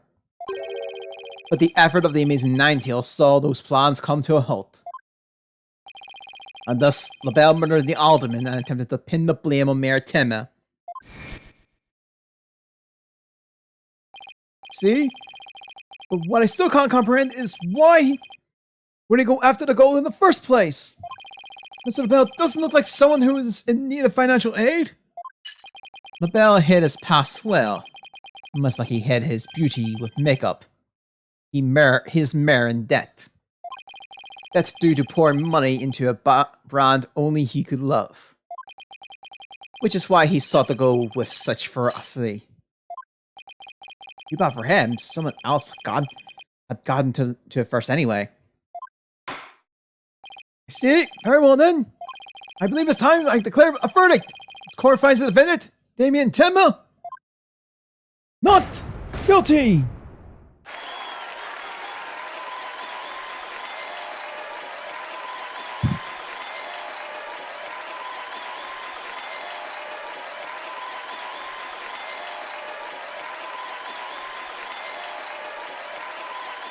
Court is adjourned.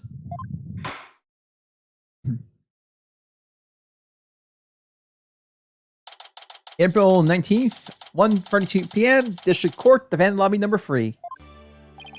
That was some serious good lawyering, Apollo. But I didn't see that one coming. Just got lucky, I guess.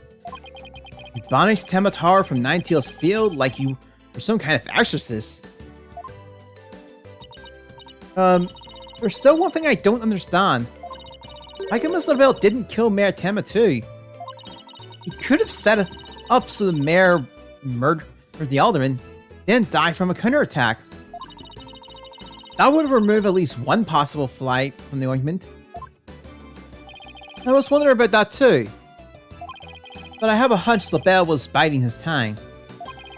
He was planning on exposing the Amazing Ninetales' true identity himself. Huh? But why? Because the mayor was the Amazing Ninetales. Had LaBelle succeeded in freeing Mayor Temma for the alderman's murder, the wrestler's popularity would have plummeted once his identity was revealed. Oh, I get it! If the Amazing Ninetales was just killed, he'd die a hero. But if he was proved a villain, his fans would abandon him, making the merger that much easier. Right. Now, when the merger was complete and everything cooled down, he'd be able to search the Forbidden Chamber at his leisure. What an insanely intricate plot! A most excellent job clearing my name. A feat worthy of the Demon Lord's approval. Why are you acting like Temotaro again? Let this be of no concern to you. How could it not concern me? Temotaro, be gone! Jinxie, seems like ages since I've laid eyes on you. Papa, you're finally back! Yes, it would seem Temotaro is no match for you. I'm not scared of that silly yokai anymore. Your father's a free man now, Jinxie. Isn't that great? Thank you for all you've done. Seeing you guys in action, it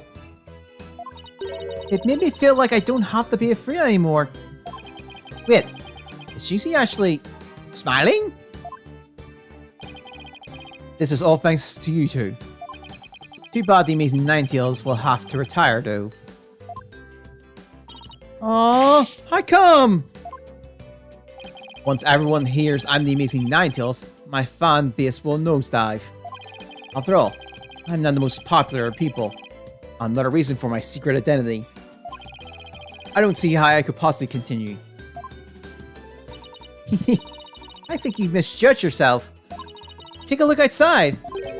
Say now that you mention it, what's all that noise out there? A big herd gathered outside the courthouse once the news broke.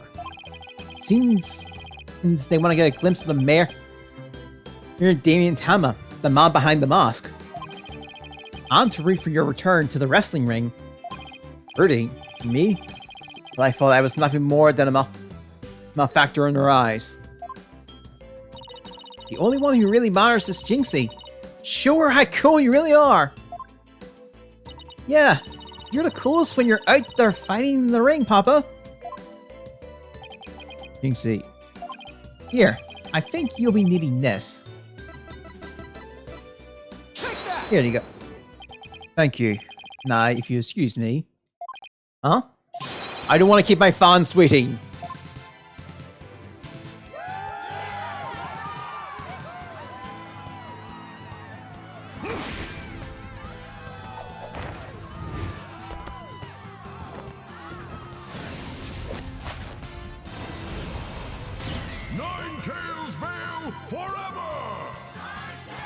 What's the part why he jumped and changed countries in the midst of the courtroom?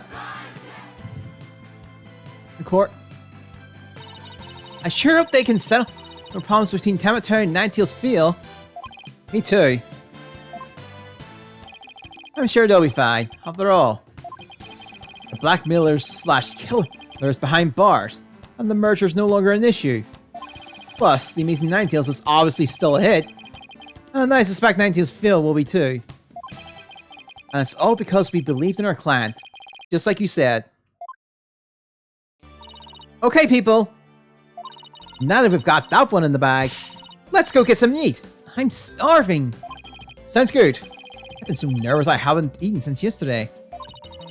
Better keep eating, Apollo. You might have to start looking up at me. Huh? I'm definitely past my growth phase, and you should be about past yours too. Are you kidding me? I'm just getting started. Better not. It's fist stuffing time. Keep eating like that, and the only direction you'll grow sideways. Very funny.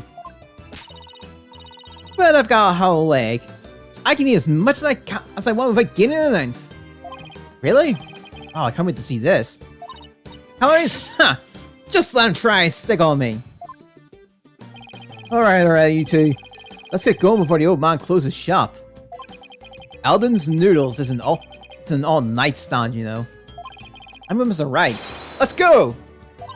I've been winning the trial both from there ever since Mr. Right told me about them. Well, what are we waiting for?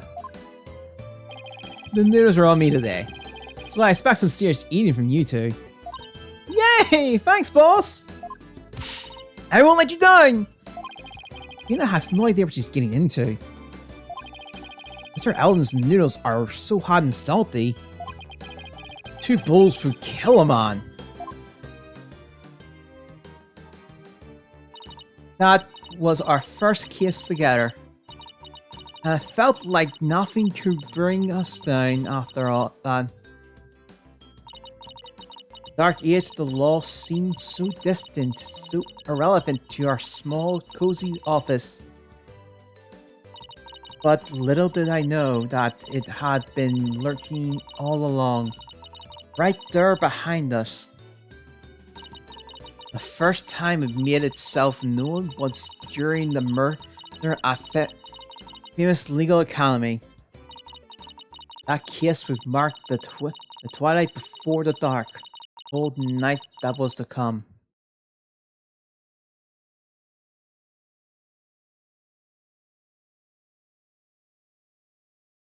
So that does it for this episode, but I pointed this out for a while. There are 2 things we could do here. I'm actually gonna save this as well, by the way. So we have Turnabout Economy, which is the actual story, but the special episode is actually in between what we just did and Turnabout Economy. So we're gonna shift gears a little. So we're going to do Turnabout. We're going to do the. I should probably should. Good. So we're actually going to. We're going to shift gears. We're going to hold off this episode. We're going to go right into the special episode instead, because timeline-wise it makes sense. There's no point in me doing these and then you come into this and it's just it'll make sense. But we'll come back to that sooner or later. We'll be doing this after the special episode, basically. I'm gonna wrap up here. Hope you guys have a good week and next week. And I'll just stream what I can. With that being said, I'll see you next time.